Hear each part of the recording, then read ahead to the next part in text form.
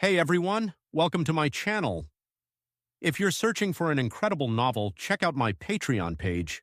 Your support will help transform this story into an exciting audiobook. Join me on this adventure. By becoming a Patreon member, you'll be helping me keep creating and bringing this content to life. Thank you for being part of the journey. Chapter 96. Chapter 95. As the jet slowly landed on the helicarrier's deck, I could already see everyone except Ancient One rushing at us despite the low amount of air in the atmosphere. Did you get it? Director Fury asked as soon as he reached the jet. Yes, here it is, I said as I put the box containing the Tesseract in his hands. To think that we would get the Tesseract so easily while even evading an attack on the helicarrier narrowly. I am truly grateful to Ancient One for this help, Director Fury said as he looked at the Tesseract, his eyes filled with complex emotions. What are your plans regarding the Tesseract now, Fury? Thor asked now that the Tesseract was in our hands. We will discuss what to do with the Tesseract once we have finished the matter with Loki. He is still under mind control after all, Director Fury said, reminding us that Loki was still mind control. Soldiers, take out these intruders and lock them up. I will see what can be done with them once this whole matter is finished. Director Fury ordered the soldiers. Speaking of the intruders, I found your agent Barton who had been mind controlled. I told Director Fury. That's great news. Bring Barton to the lab once he has regained consciousness, Director Fury ordered. That Barton was one crazy guy though. He actually launched a freaking bomb arrow at us inside a freaking jet without thinking what would happen to it, Mr. Logan said as he was reminded of Agent Barton. Then, how come I see no damage anywhere inside the jet? Mr. Stark questioned. You have to thank Albion for that.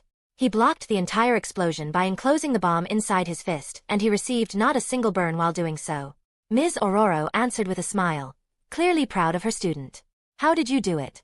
Mr. Stark asked, shocked by this feat of mine. It is because of my enchanted suit, I said while making the runes engraved on my glove glow in order to show the enchantments. Magic sure is convenient, Mr. Stark said upon seeing the enchantments. That it is, I said with a smirk.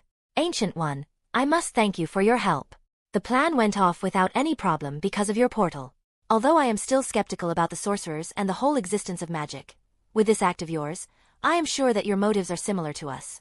As such, I promise you that you will be treated as a friend by us, Director Fury said in a solemn voice, thanking Ancient One as we re-entered the lab. So, do you believe me now when I say that the staff is dangerous enough that I can't trust S.H.I.E.L.D. with it? Ancient One asked calmly. Although I am still a little skeptical, I will take your word for it until I see any other proof, Director Fury said, ready to believe Ancient One for now. I don't want to impose, but I need your help in this whole mind control matter, especially since Loki himself is believed to be under mind control. Director Fury asked Ancient One for help. Indeed, this act is very frightening. It should be damn impossible for someone to mind control my brother Loki, an Asgardian and one of the strongest mages in Asgard, Thor said, implying how hard it was to control Loki's mind. We will check the matter with Loki later, but first I need my agent free from his grasp, Director Fury said, favoring his agent first. Director, we have brought Agent Barton. However, he has not said a single word since he has regained consciousness. As if on cue, several soldiers appeared along with Agent Barton in handcuffs. Now that I had a proper look at Agent Barton, I noticed that his eyes were a very unique shade of blue which was clearly different from the picture I had seen of him. Hello, Fury. Agent Barton greeted Director Fury in an emotionless tone. Agent Barton, have you forgotten what you have done for S.H.I.E.L.D. till now? How many times you have put your life on line to save the innocent? How much you have sacrificed? Director Fury asked Agent Barton furiously. I have forgotten nothing, Fury. But my allegiances have changed now, Agent Barton answered in a cold tone. Does even your family mean nothing to you now? Director Fury asked in a sorrowful tone, realizing what state Agent Barton was in. Yes, they don't. Agent Barton replied once again in that emotionless tone. It is useless to try to get through to him as long as he is in this state, Director, Ancient One said as she looked at Agent Barton's condition. Professor Xavier, check out his mindscape with the girls. Since he is only a normal human, it should be easy to enter his mindscape. I need to have the complete data before I can try to cure him, Ancient One instructed Professor Xavier. As per her instructions, Professor Xavier and the girls entered Agent Barton's mind to find out his mental state after making him unconscious. After around 5 minutes, Professor Xavier and the girls opened their eyes, having finished their analysis. How is it? Agent Natasha asked anxiously. It is similar to Loki's mental state, although not as worse as his. Agent Barton's mind has only been caged, thus enslaving him. But Loki's mind has been controlled much more insidiously. Several directives have been installed inside Loki's mind, making it look like he is doing any actions on his own will when he is actually just obeying the commands. Professor Xavier explained what he understood about this whole mind control situation. It seems that it would not be that hard to heal Agent Barton, Ancient One said upon hearing the whole analysis. Professor, send me what you have found inside Agent Barton's mind through telepathy, Ancient One asked. Are you sure? Professor Xavier said, hesitating to enter Ancient One's mind, even though he had permission. Don't worry. I have a lot of mental safeguards against telepathy in case you actually do anything insidious, Ancient One assured Professor with a smile. If you say so. Upon hearing her words, Professor Xavier closed his eyes and connected Ancient One through his telepathy. Indeed, it should not be too hard, Ancient One said as she finished digesting the whole information. Give me a little space. I am going to try healing Agent Barton, Ancient One declared, causing us to distance ourselves from her and Agent Barton. Hope it works. Saying these words, Ancient One summoned the mysterious staff which had mind-controlled everyone including Agent Barton. She touched Agent Barton's forehead with the tip of the staff, and the staff started giving a soft blue glow. Suddenly, the blue crystal on the star started giving a golden glow instead. As it did so, several golden threads started releasing from Agent Barton's head and entered the staff's crystal. After around a minute, the whole phenomenon ceased and the staff returned to its original state. Ancient One then put it back where she had taken it out from. Agent Barton slowly opened his eyes, which now looked normal, and then started looking around. Suddenly, he bowed his head as low as he could in his position towards Director Fury. I apologize for everything I did. I am ready to receive any punishment you may give, Director, Agent Barton said in a respectful as well as guilty tone. It was not your fault, Agent Barton. As such, you don't need to worry, Director Fury said, reassuring Agent Barton. You need to be wary of Loki even if you have obtained the Tesseract. Everything has already been completed for portal creation. The only reason we had not created the portal was because only Loki knew the actual coordinates. Agent Barton informed us about the progress of Loki's plan. You don't need to worry, Agent Barton. Soon, Loki will leave behind his plan and peacefully return to Asgard. Ancient One reassured Agent Barton in a cryptic tone which we understood the meaning of. Chapter 97. Chapter 96. Welcome, my dear brother. What have you come for this time? And with such a big group? Loki said arrogantly as he saw all of us except Agent Barton and Ancient One appear. Do you not realize, Loki, that something is wrong with your mind? That this crusade of yours for the Tesseract is not of your own will. Think about it. Thor said, trying to make Loki realize that he was being mind-controlled even though it was very likely to be useless. What nonsense are you spouting, Thor? Just because someone was able to read my mind doesn't mean that they can go around spouting that I, Loki, the rightful king of Asgard, am being mind-controlled. It is just some useless drivel. They just saw the magnificent power I had obtained from my staff and felt lesser before it. In their jealousy, they are spreading this myth. Loki said these words arrogantly, clearly not willing to believe that he had been mind-controlled. Perhaps Loki acting like this was too a part of the mind control. Please, Loki. This is not like you at all. You are arrogant and believe yourself to be greater and more intelligent than others. But you were never this cruel. Thor said, trying one last time. Cruelty. Ha ha ha ha. Loki started laughing hysterically upon hearing Thor's words. You have not seen the extent of my cruelty yet, my dear brother. Soon, you will see what is called cruelty, Loki said in a sadistic tone. What cruelty are you talking about, Loki? Tell me. After all, with all the time I have spent under you, I think I deserve to know, Agent Barton said as he suddenly appeared inside the prison room. What? How can it be possible? You should not be here unless you were attacking the Helicarrier, Barton. How did you escape my mind control? Loki asked Agent Barton, the shock upon seeing him on our side clearly visible on his face. You can thank me for this, Loki, Ancient One said as she appeared in front of Loki's eyes. But how did you find that the Tesseract was on Earth, Ancient One? Kamar Taj is reclusive enough that you couldn't find about the Tesseract even though it was on Earth for centuries. And you would not have acted this fast just because I was on Earth, because S.H.I.E.L.D. would have hidden information about the Tesseract. Moreover, the contact with Asgard was broken, so you couldn't even ask them regarding me. And this idiot Thor would not have contacted you thinking that he could deal with me easily. So, why did you act, Ancient One? I literally shuddered when I heard Loki's reasoning about why Ancient One should not have acted. It seems that he had already everything planned. You can thank my apprentice Albion for that. Ancient One revealed, since Loki's plans had already fallen apart and his brainwashing was going to cleared soon. Oh. And here I was wondering why this monster was so tame. Turns out you were the one coloring him, Ancient One. No wonder he can work around like a human being despite him having more than enough power to defeat even Thor. Loki said with a sneer. Enough of your instigations, Loki. Your plans have fallen apart.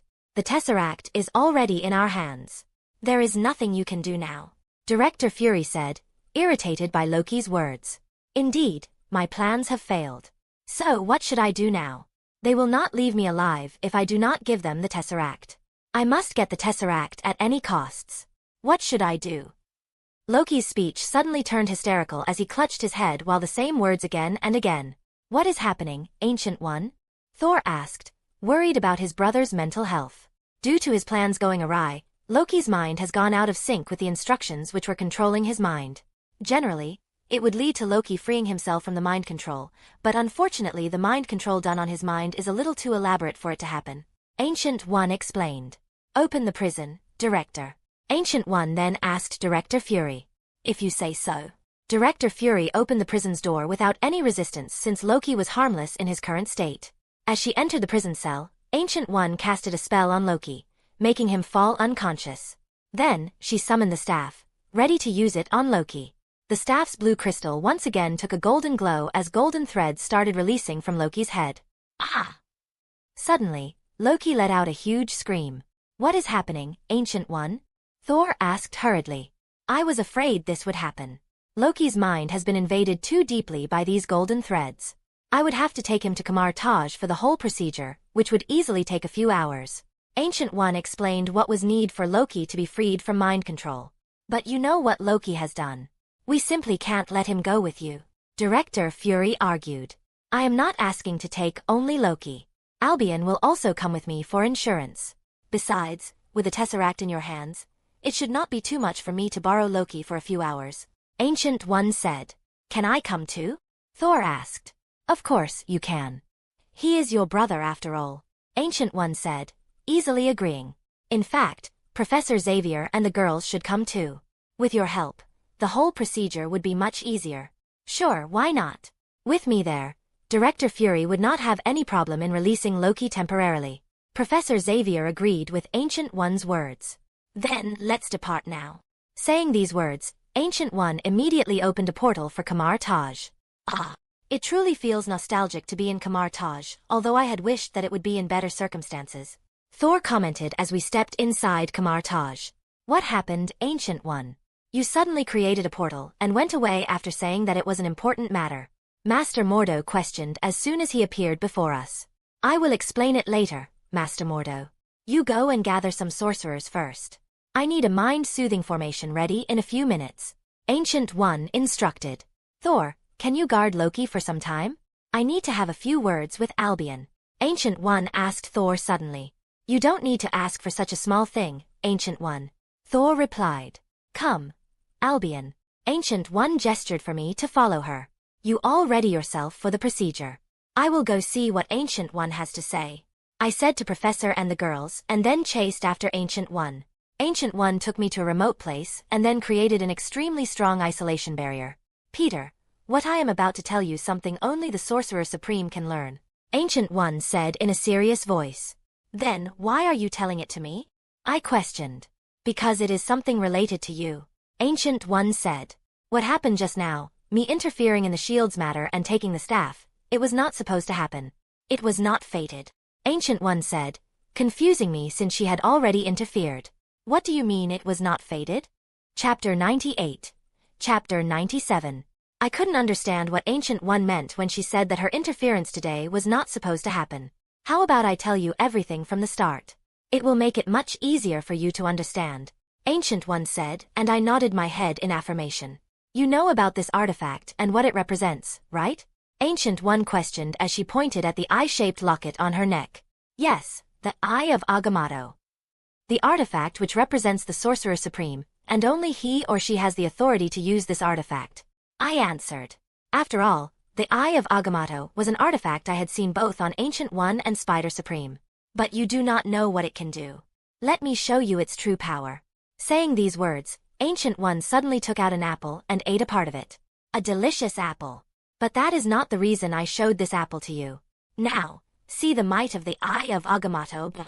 The eye of the artifact opened, revealing a green glowing gem inside it which I felt contained an ancient, near boundless power. A unique green-colored spell circle manifested in Ancient One's hands which she pointed at the half-eaten apple. Then, the half-eaten apple suddenly became complete. Then, with a flick of Ancient One's hands, the apple returned to its half-eaten state. Ancient One repeated this process a few more times before she returned the apple to its half-eaten state. As I saw the process several times, I understood that it was no simple spell. Did you understand what I did just now? Ancient One questioned. Time. You just reversed the time of that apple. I couldn't believe what I was saying, but it was true. The Eye of Agamotto contained the power which was said to be inconquerable, the power of time. That is right. The Eye of Agamotto contains the power of time. Just like how that staff contains the power of mind, and the Tesseract contains the power of space. Ancient One revealed the secrets of these mysterious artifacts to me. Something I was sure no one else knew in Kamar Taj. Can you actually see the future? I questioned as I realized what she meant when she said that her interference was not supposed to happen. Not exactly. I can only see various possibilities of what may happen in the future, and that is only from my perspective. And my interference in today's events was something I had never seen happen before. Ancient One explained the limits of her ability to me. Do you know why I am telling you all these secrets, Peter? Secrets which no one except me knows in the entire Kamar Taj. I don't know. I replied honestly. I simply couldn't think of any reason she was telling me these secrets. It is because a lot has changed since you joined Kamar Taj. Several things have happened which simply had no chance of happening. For example, Kamar Taj had never collaborated with the X-Men in any future I had seen till now. This was something which had happened because of you. Moreover, it is no longer possible for me to see the future using the Eye of Agamotto. Ancient One said, shocking me. How can it be possible? There is simply no way that just my presence distorts the future. I said, not believing that things were getting out of hand because of me. Do you remember what Spider Supreme had said about your fate? Ancient One asked me suddenly. That I was supposed to die that day. I answered in a sad voice. That's right. But you are alive right now. I don't know what kind of procedure Spider Supreme used, but it left you as a blank slate in the eyes of fate. Ancient One revealed the reason why my existence was so special. As such, any prediction that is made including you is already invalidated since your own fate is not determined. So, what does this mean for me? I asked Ancient One, not understanding what the result of my unique identity will be. For you, actually, it will be nothing. What I mean is that the future I have seen no longer exists now.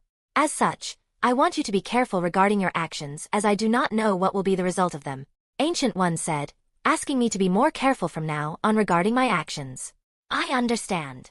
I will be more careful from now on. I said, agreeing to Ancient One's request.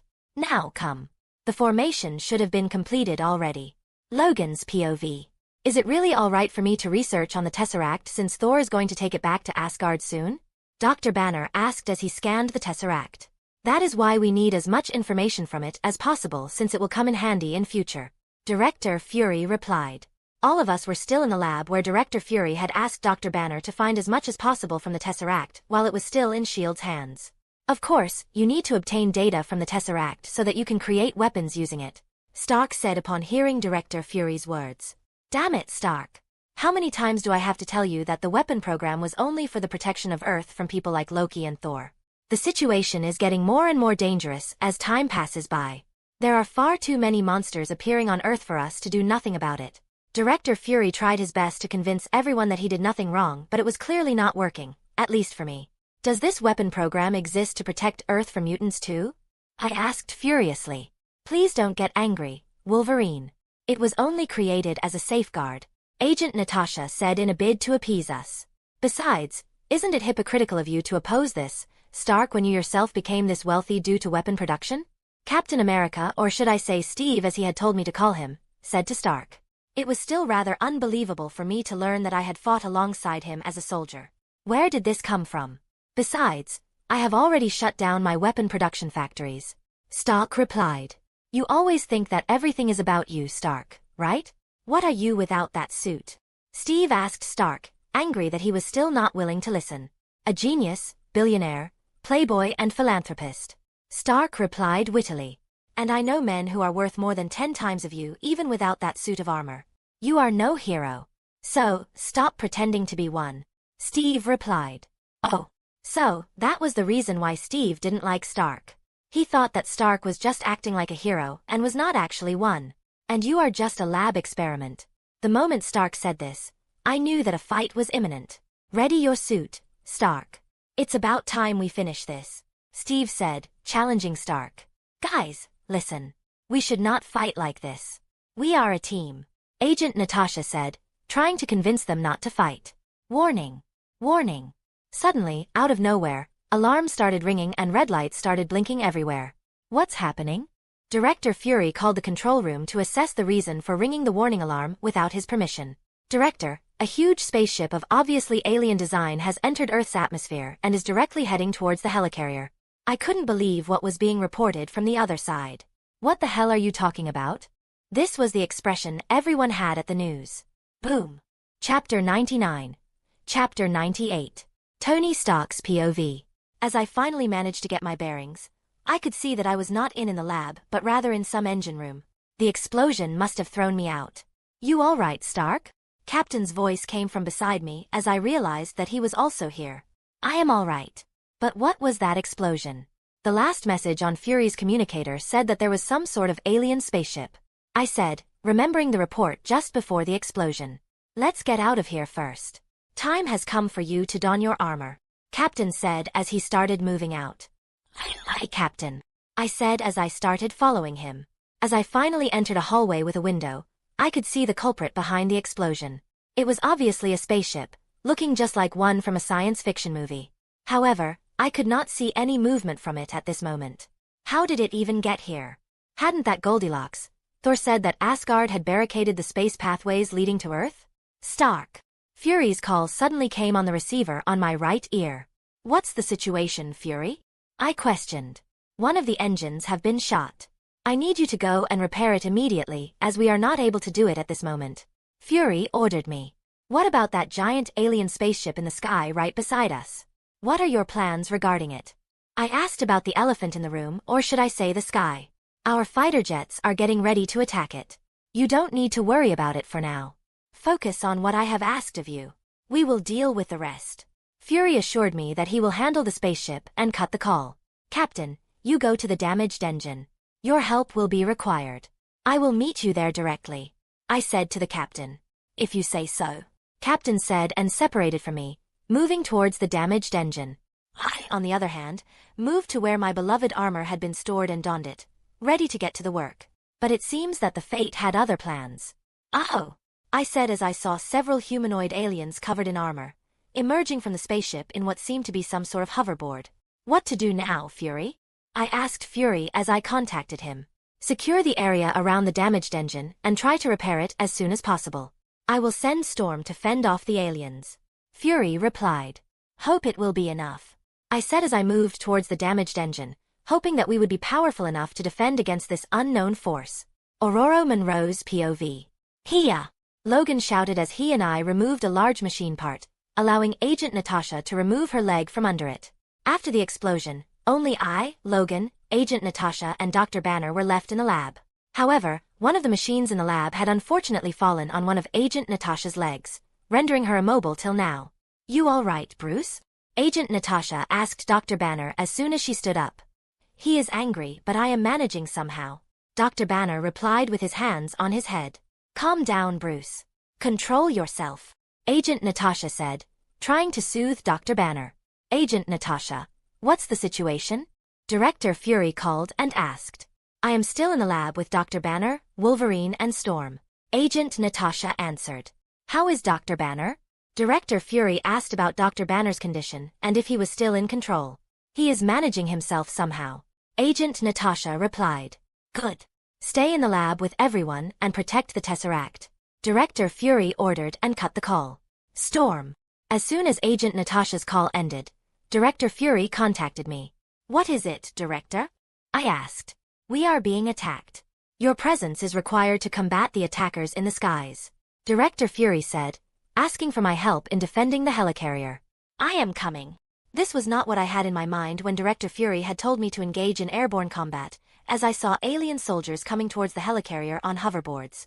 However, I understood that I would have to use my full power in order to defend against the alien soldiers. Fortunately, my surroundings were perfect to use my full power. With but a thought on my part, the clouds in the nearby skies started moving and concentrated above the Helicarrier. As the clouds swirled, they grew darker and darker until lightning started crackling out of them. By the time the alien soldiers came near the Helicarrier, there was practically a thunderstorm growing above it. I used the thunderstorm to launch thunderbolts in quick succession at the alien soldiers, finishing anyone who was hit by them. Yet it seemed as if the alien soldiers were emotionless, as the thunderbolts raining at them didn't make them even change the direction their hoverboards were moving a single bit. By now, the fighter jets were also in the air, launching missiles at the alien soldiers as well as the alien spaceship. However, it seems that the spaceship was covered by some sort of barrier as it was not affected by the missiles. As the battle continued, a few soldiers managed to enter the Helicarrier despite my best efforts simply because of how many they were. Don't worry about the soldiers who enter the Helicarrier. Hawkeye is leading a team to hunt them down. Focus on the battle. Director Fury called to tell me not to worry about the intruders. Soon after, I noticed a unique alien coming out of the spaceship. I like the alien soldiers who wore armor. He wore black robes along with a black faceless metallic mask on his face, making it impossible to see any of his physical features. Moreover, he had a squad of alien soldiers moving along with him. Finding him to be someone of importance, I launched a barrage of thunderbolts at him. But to my surprise, the alien flicked his hand, causing a nearby soldier to move between the thunderbolt and him, this blocking it. Was that telekinesis? At least, it looked like that to me. I continued to launch thunderbolts at him, but the alien telekinetic blocked them each time, ruthlessly using his soldiers as shields.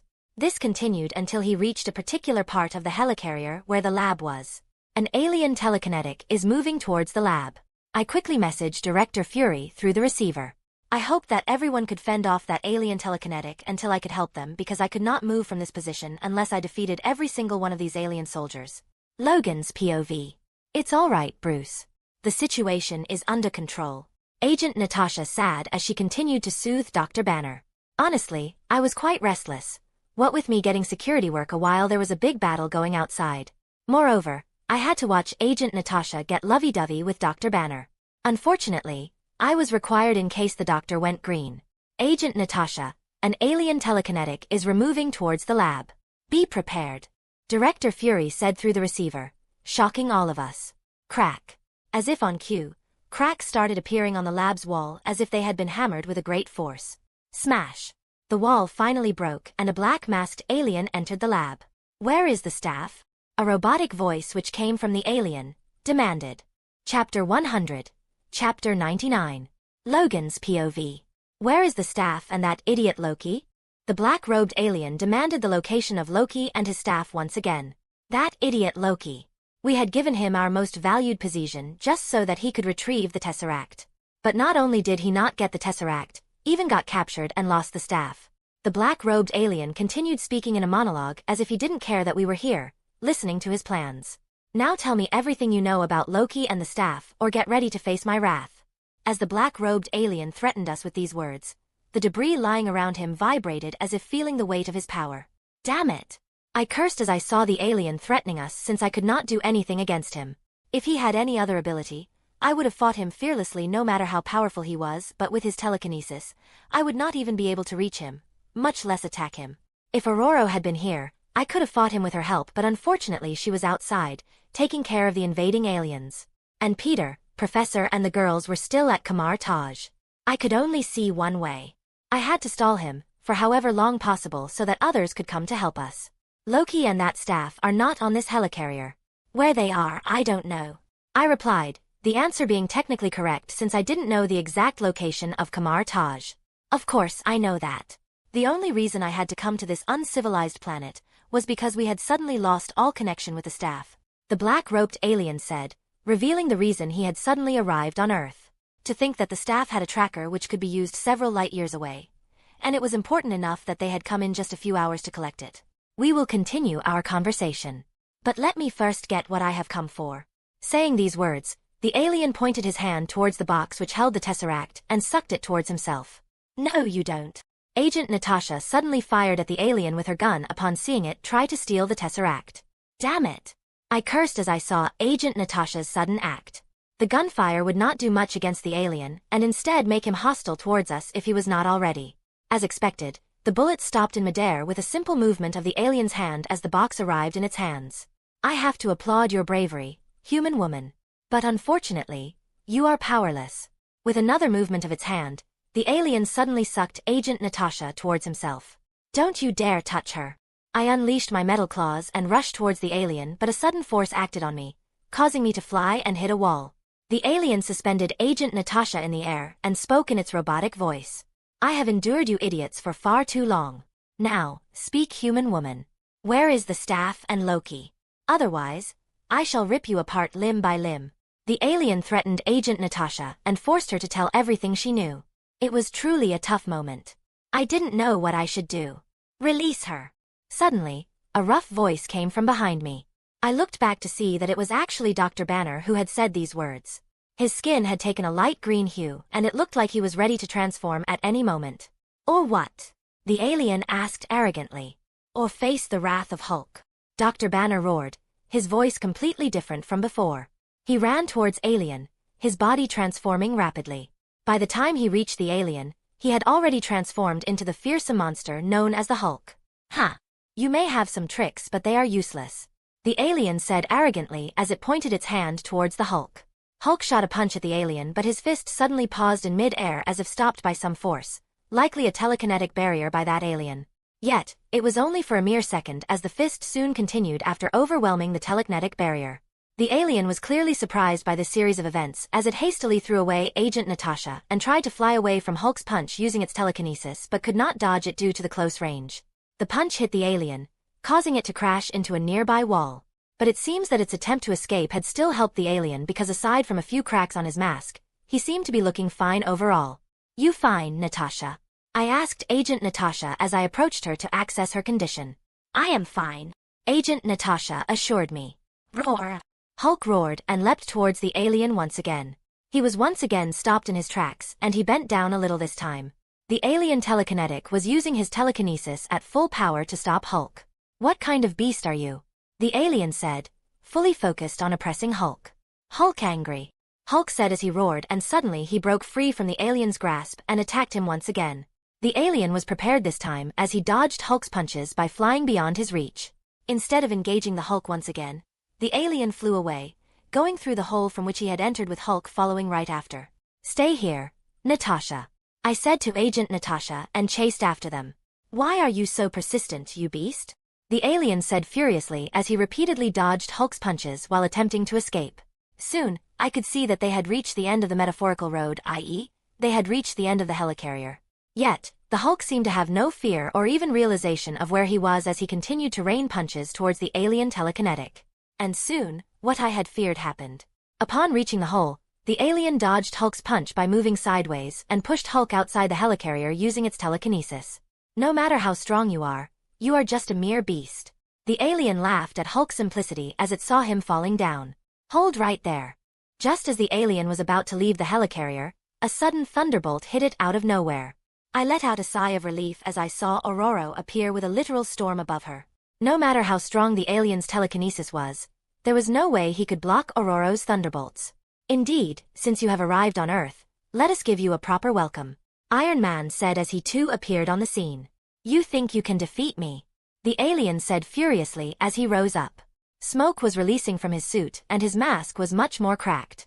Several parts of the Helicarrier's debris rose in the air due to the alien's power as we prepared to face him. But to everyone's surprise, instead of engaging us, he flew away towards his spaceship. Ha! Why would I fight needlessly with you when I can get the staff easily after this planet is in our hands? The alien said arrogantly as he flew away.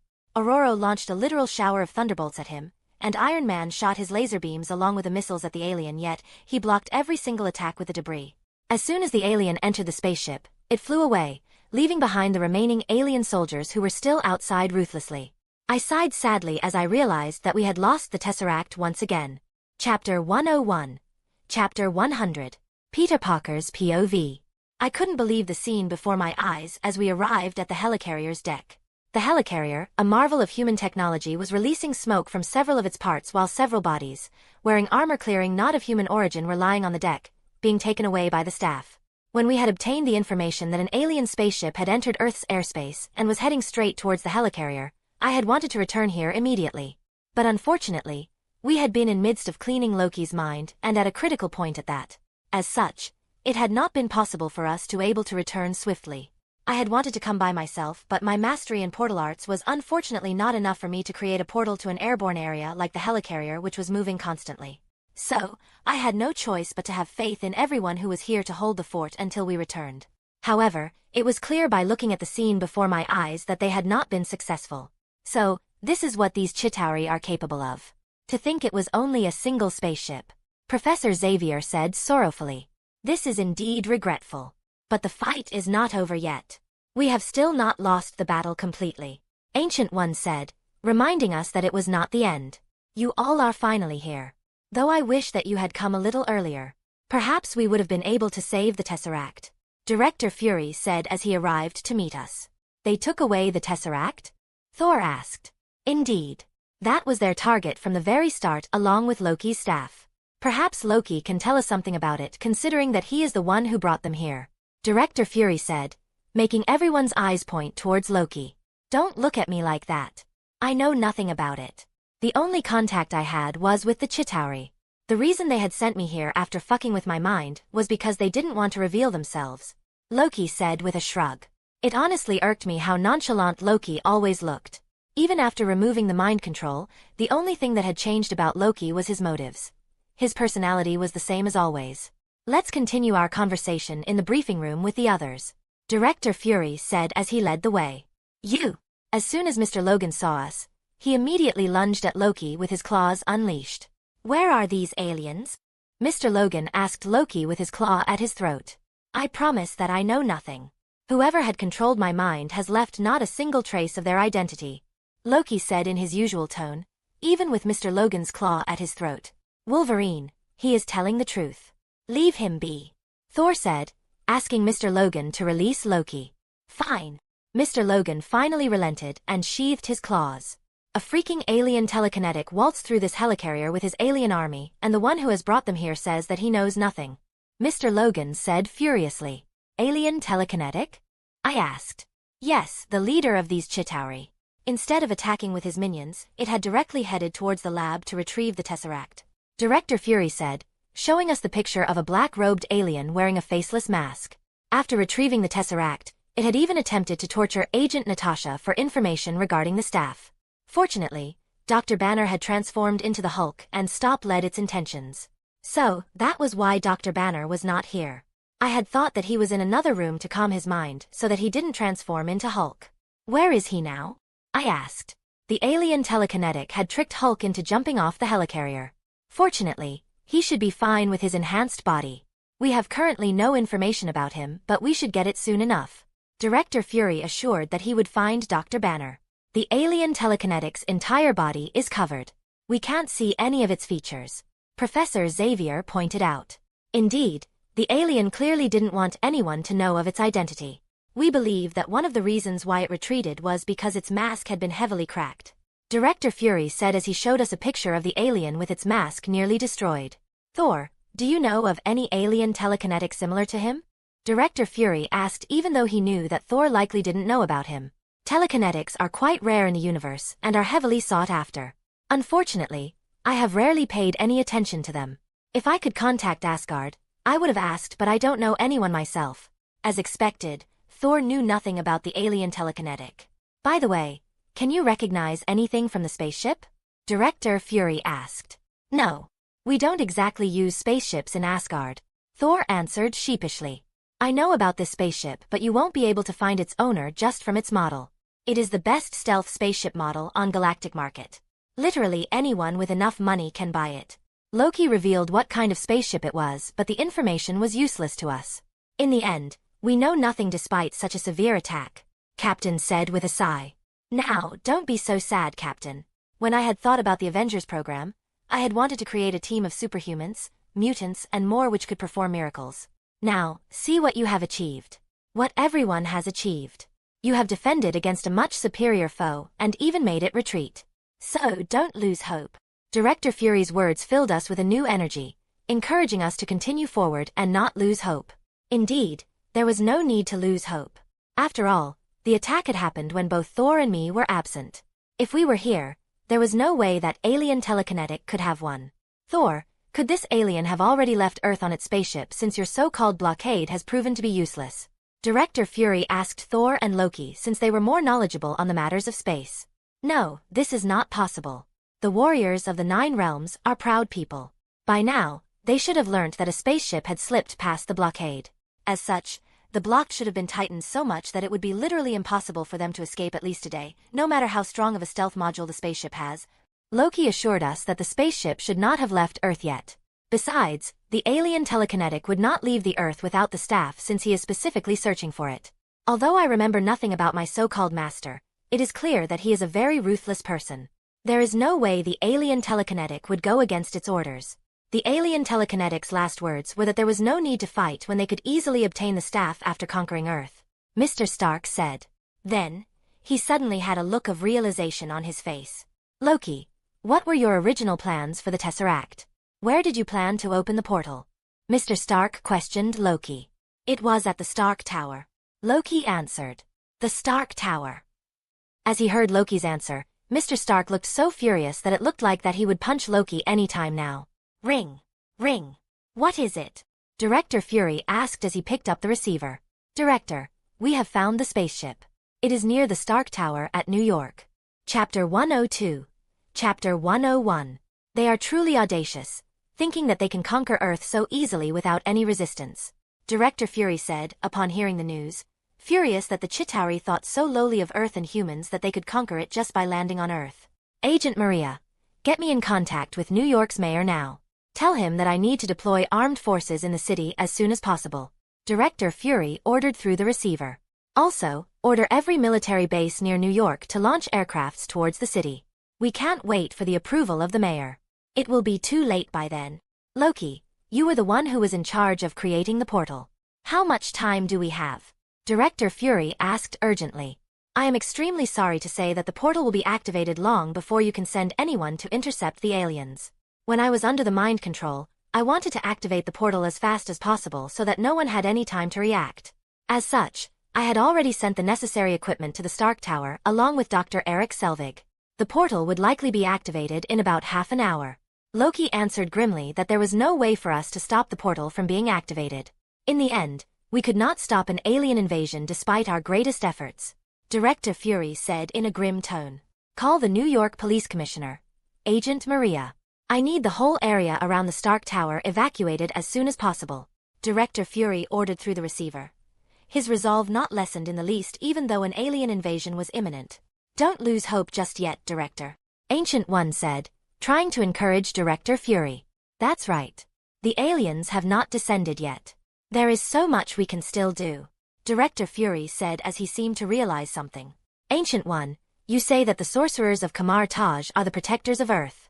Then, can you call upon your forces to fight against the Chitauri? Director Fury asked for the sorcerer's help with a glimmer of hope in his eyes. I am sorry but I can't deploy the forces of Kamar Taj. To everyone's surprise, Ancient One actually refused. But why? Director Fury asked furiously. Although the sorcerers of Kamar Taj also work for the protection of Earth, we generally deal with interdimensional threats. We don't participate in material affairs until it is a do-or-die situation. One of the major reasons why Earth comes under Asgard's territory despite Asgard not having any influence on Earth is because we sorcerers had asked Thor's father Odin to take Earth under his protection nominally. The protection of Asgard provides enough deterrence that no other galactic force dares to reach out to or invade Earth. Besides, the situation is not as dire to deal with as you think. It would actually not be that hard for you to win. The situation is not dire. How can you say so, Ancient One, when in just half an hour, aliens will invade one of the biggest cities on Earth? Director Fury asked furiously, not being able to believe her words. Because the portal is being maintained through only one object, the Tesseract. All you have to do is defeating the Chitauri on that spaceship and retrieve the Tesseract. It would be more than enough to close the portal. And you already have a team strong enough to do so. Ancient One said as she looked at the Avengers team Director Fury had gathered. Indeed, you are right. I am sorry for my outrage. Director Fury apologized once he realized that Ancient One's words were correct. Don't worry. It happens. Ancient One said with a smile. Everyone, prepare yourself. We have one last battle before us. We will depart in 10 minutes. Director Fury ordered. Take these shield bracelets with you. They will surely be of help in the upcoming battle. Ancient One said as she distributed the shield bracelets to everyone who didn't have it. Also, don't worry too much. If the situation gets out of hand, I will interfere myself and retrieve the Tesseract. Ancient One assured us that she will not let the situation get too worse. Ring. Ring. Hello, Gwen. I said as Gwen picked up the call. Knowing her, she would have rushed towards the Stark Tower as soon as she saw the alien spaceship. As such, it fell on me to tell her what she should do in this situation. Peter, have you seen the alien spaceship above the Stark Tower? Gwen's muffled voice rang out from the other side as the rushing wind sound could be heard in the background. Clearly, she was already on her way to the Stark Tower after suiting up. Yes, I already know about the alien spaceship. However, don't go around engaging the aliens. Call your father and coordinate with the police in evacuating everyone. I advised her. But why? Gwen asked since she was obviously thinking of engaging the aliens. The aliens are too strong. Especially their leader, who is a telekinetic. Moreover, a whole alien invasion is about to start in just half an hour through a portal. As such, the priority is to evacuate the civilians. I told her the entire situation. Fine. I will do as you say. But what about the spaceship? When are you coming? Gwen asked as she finally agreed. I am coming in a few minutes with a special team shield has created itself. So, you don't need to worry. I replied. All right, come as fast as you can, Gwen said as she cut the call. Albion. Professor Xavier addressed me as I finished the call. Yes, Professor. Call the students. Tell them to suit up and be ready for the battle. At this moment, we will need every single bit of help we can get. Professor Xavier told me to call everyone. Professor Xavier, are you trying to involve mere children in an alien invasion? Agent Natasha asked Professor Xavier, clearly not agreeing with his order. It is not like what you are thinking, Agent Natasha. I am not going to throw them directly into the battle with aliens. They would be there mostly for the protection of civilians from the aliens as they evacuate. Moreover, they have been trained and have their mutant powers. Professor Xavier clarified. But still, I don't like it that you are sending children into the battle. It is just too similar to how I was trained from a young age. Agent Natasha said, revealing a bit of her past.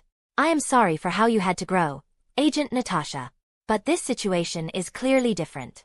They are not going to fight for someone's personal gain but for the protection of Earth.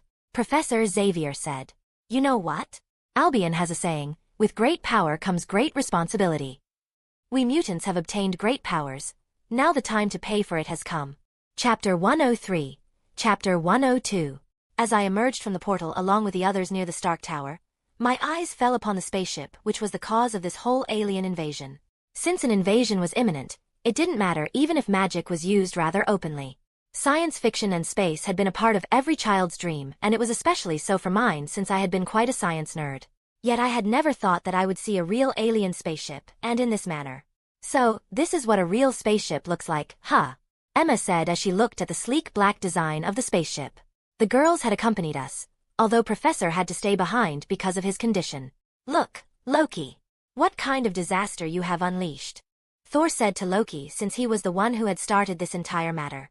I wish I had not started it, brother. But unfortunately, my mind was not under my control back then. Loki said seriously, although one couldn't believe his words easily, given his personality. Let's start the battle, everyone. I am raring to smash my hammer on that faceless bastard. Thor said, referring to the alien telekinetic. Thor, Storm, Mr. Stark, you all go ahead and engage the aliens since you can fly. I will come after bringing the students here. I said to everyone who had the capability of flight. All right. Come quick, young warrior. Thor said as he flew towards the top of the Stark Tower with Loki in his arms. Mr. Stark and Ms. Aurora followed close behind. What's the situation with Dr. Banner? Have you found him yet? I asked Agent Natasha as I created the portal. We have found him. Fortunately, he fell near New York. SHIELD is sending him here as we speak. Agent Natasha reported. Wow. So that is how a spaceship actually looks like. Kurt exclaimed as he came out of the portal along with everyone else. And that spaceship contains aliens who have come to conquer Earth. As such, be serious, Nightcrawler, Mystique said, chastising Kurt. She was in her true appearance at the moment. Understand, ma'am, Kurt replied with a salute. Then, his sight fell upon Captain America. Oh my God! Captain America! Are you the real one? I am a big fan of yours. My mom has told me your stories since I was a child. Kurt continued on with literal stars in his eyes. Yes, I am. But you should focus on your duty now, young man. Look at the situation. A literal war is about to start in the city. Captain America said to Kurt, reminding him of the current situation. Sorry. I just got starstruck seeing you. Kurt apologized for his conduct. I know that they are mutants. But is it all right for them to participate in this battle? They are still children after all. Captain America said, worried about we students. We will only focus on the evacuation of civilians. Besides, I have trained them well. They can handle themselves. So, you don't need to worry. Mystique explained that there was no need to worry too much for us. Albion is about the same age as us, although he can be said to be a bit of an outlier because of his immense power. Scott said, giving my example since he didn't like being treated as a kid. Looks like I need to have a talk with Fury on this whole situation is over. Captain America said after hearing Scott's words. Albion, you are finally. Are you Captain America? Gwen asked as she saw Captain in his suit. Yes, I am, Spider-Woman. I honestly admire your work in cleaning the city even if you work as a vigilante. What is the situation of the evacuation? Captain asked while praising Gwen. Thank you for your kind words, Captain. The evaporation is going all right, but there are still quite a lot of people stuck in the buildings. Gwen reported. Then what are we waiting for? Let's go everyone. The sooner we start, the more lives we can save. Captain said as he rushed ahead. Boom. Suddenly, an expression was heard up above in the Stark Tower. I looked up to see that a part of the alien spaceship was in flames. You go now, Albion. Otherwise, you will miss the party, Mr. Logan said as he started to move along with the others. Wolverine. I addressed Mr. Logan, stopping him. What's the matter now? Mr. Logan asked. Just a small boost. Thou art gathered the attention of the Dragon of Boundary, Blessing of Albion. I casted the Blessing of Albion on Mr. Logan. I don't think I would get the chance again to use it. Hope it will help, I said as I unfurled my wings to fly towards the Stark Tower. As I came above the Stark Tower, I could see that the battle was going on rather well. Ms. Aurora and Mr. Stark were Chitauri who were in the spaceship, although it seemed like their supply of soldiers had depleted since no more Chitauri were coming out from the spaceship despite a part of it already being damaged. On the helipad, Thor and Loki were fighting against the alien telekinetic, who was trying to block their attacks using the broken parts of the spaceship and the corpses of the Chitauri. Looking at their fight, it honestly felt like Thor and Loki were the natural counter for the alien telekinetic. Thor's hammer seemed to be immune to telekinesis, while Loki never seemed to be where it looked like he was. Loki's combat style had also changed much from back when he was under mind control. Instead of a magic staff, he now used twin magic daggers which could release energy blades. Combined with his illusion magic, Loki was quite a sneaky attacker who never left any opening the alien telekinetic revealed. But I couldn't understand one thing. Despite our superiority in the battle, the machine containing the Tesseract was still activated. Moreover, it looked like the portal would be created any moment. Seeing that the alien telekinetic was still focused on Thor and Loki, I shot a powerful bolt of red lightning at it. Ah! The alien telekinetic screamed as he was hit by my lightning bolt. You are finally here, Albion. It was a fine lightning bolt you shot now, Thor said, praising my attack. Why is the machine still activated? I asked seriously. Tesseract has created a powerful barrier the machine. We can't pierce it. Thor explained the situation. Let me try then. I created a spear of red lightning and shot it at the machine. As the spear neared the machine, a barrier indeed appeared around it in order to block the spear. The barrier was indeed a powerful one, but my spear actually penetrated it a bit before disappearing. We can break the barrier if we attacked it at the same time. I told everyone the good news. Ha ha ha ha. Unfortunately, it's too late. The alien telekinetic said while laughing, his mask a little broken. As if on cue, a blue pillar of light emerged from the machine and pierced towards the sky. Chapter 104. Chapter 103. I had long heard that the Tesseract was supposed to be used for the creation of a portal which the alien forces would use to invade Earth. I had even an inkling of its true nature despite its varying descriptions. According to S.H.I.E.L.D., it was a source of near-infinite energy, while the books of Kamar Taj described it to be the strongest spatial attribute artifact. But as I saw the blue pillar of light emerging from the machine containing the Tesseract, creating a portal about a freaking kilometer in diameter, with an alien spaceship of nearly unimaginable proportions on the other side, I realized just what was the Tesseract. Both descriptions of the Tesseract were true, because it would have been impossible for a spatial artifact to create such a huge portal which could connect to a place fucking light years away without a near-infinite amount of energy. Soon after the portal opened, several Chitauri came out of it on their hoverboards, ready to invade Earth and conquer it for their anonymous master. But what welcomed the Chitauri as soon as they entered Earth was Ms. Aurora's lightning bolts and Mr. Stark's laser beams, who had by now defeated every single Chitauri still remaining on the spaceship. I too flew near the portal and started shooting lightning bolts myself to finish the Chitauri before they could fly for even a single second in the Earth's atmosphere. So in the end, despite our greatest efforts, it has started, Mr. Stark said with a sigh filled with regret as he continued shooting down the Chitauri. Since it has come to this, all we need to do is to do our very best. We have not lost yet. The situation is still salvageable, Ms. Aurora said in an optimistic tone as she created a blizzard right underneath the portal. You are right, Ms. Aurora. There is no way these Chitauri can win, I said in a confident tone, assured that the Chitauri couldn't win over us. After all, this portal was being maintained only by the Tesseract. We just needed to retrieve the Tesseract, which I could do easily once I got a respite from this continuous swarm of Chitauri.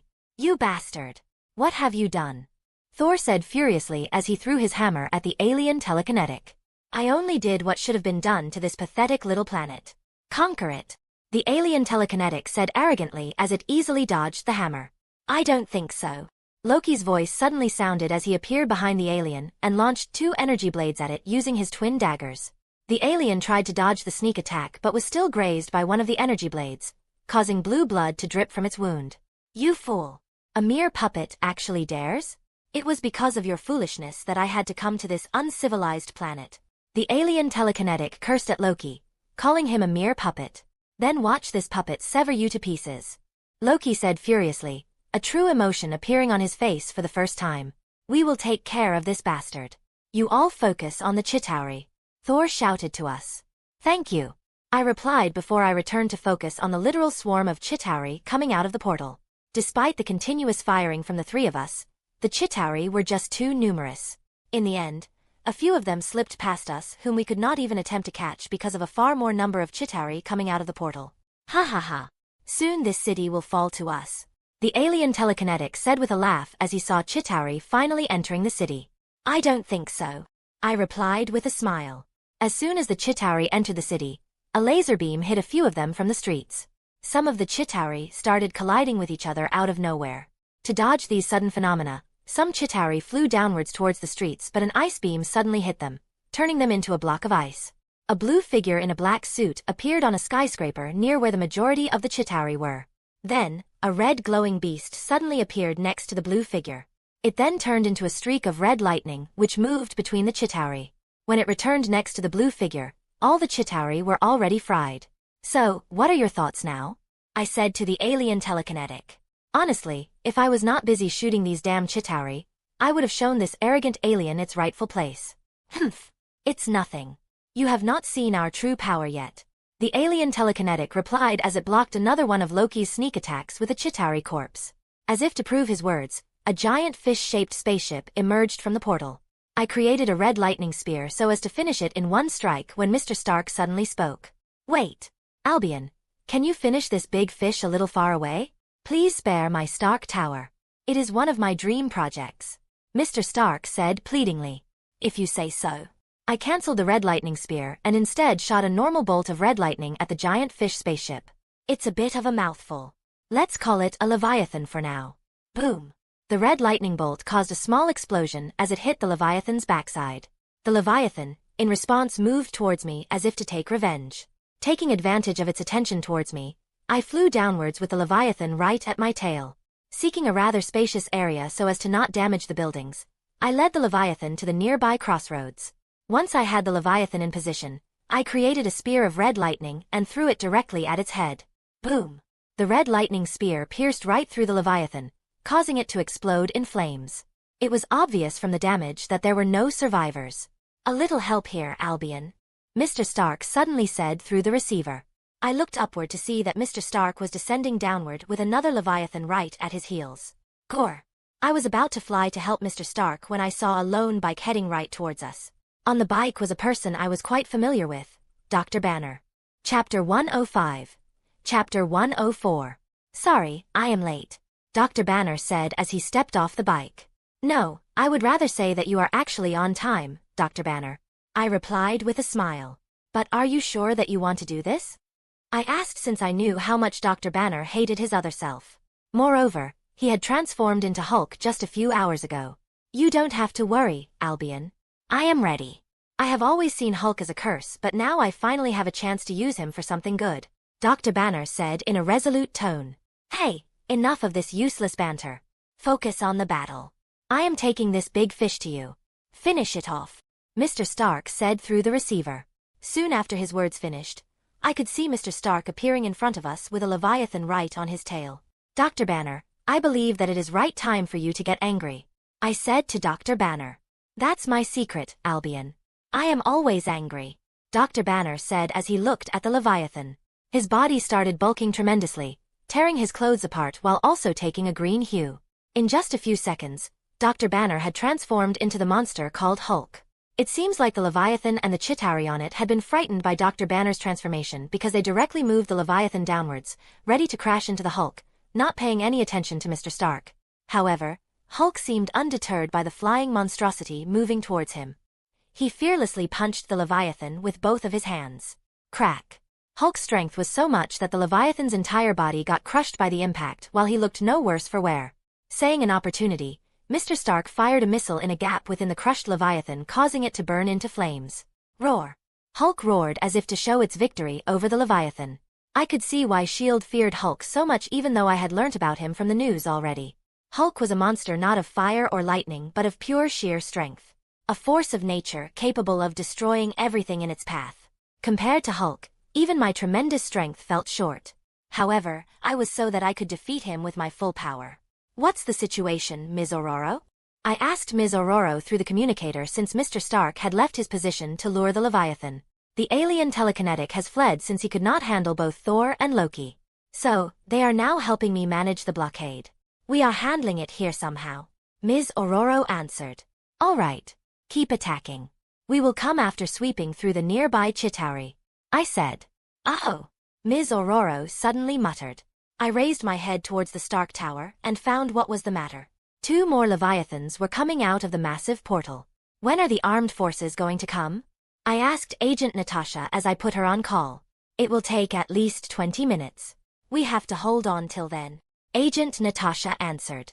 Mr. Stark, the military will take some time to appear. So, we have to contain these Chitauri till then, I said to Mr. Stark as I continued to shoot the Chitauri. Hope this suit can hold on till then, Mr. Stark said as he continued to fire the repulsor beams. Hulk. I called out to the green giant who was demolishing every Chitauri coming his way. Gore. Hulk turned towards me with a growl. Smash. I said to Hulk. Hulk grinned as he heard my words and then jumped to demolish a Chitauri hoverboard. He jumped again in the air, ready to finish off a group of Chitauri coming his way. I and Mr. Stark flew again in the air, ready to destroy as many Chitauri as possible. Gwen's POV. Phoenix. Silencer. There are civilians trapped here. I called out to Emma and Jean once I found some civilians trapped in a building. On it, Jean said as both girls started floating the civilians down to the streets. On the streets, I could see Captain America giving orders to everyone, having taken command of the evacuation team. Cyclops and Iceman, shoot down any Chitauri trying to pass through here. They can't go any further. Captain ordered both of them. Captain America was truly a soldier since he was able to make every one of us perform quite greatly despite having no previous knowledge of our powers. As soon as the Chitauri had started flooding the city, he had taken the command and was leading us rather well. We were not only evacuating civilians but also taking down the Chitauri and preventing them from spreading throughout the city. Nightcrawler, how many charges of your artifact are left? Captain asked as Kurt reappeared after taking down another Chitauri squad. Unfortunately, not more than 5. Kurt answered sadly. Try to use them as effectively as possible. Once they are finished, join Phoenix and Silencer in the evacuation, Captain ordered. My job was to find the trapped civilians while the job of evacuating them fell to Emma and Jean. All right. Kurt said as he disappeared, obviously going to destroy another Chitauri squad. Damn. It is like these Chitauri are never ending. Mr. Logan cursed as he blasted another wave of Chitauri, using his lightning-shrouded claws which could now shoot red lightning like Peter. Peter had truly given him quite a boost with his new ability. Mr. Logan, Mystique and Rogue along with Captain and that SHIELD agent were on the streets, fending off the Chitauri who were on the ground and cleaning the streets for the civilians.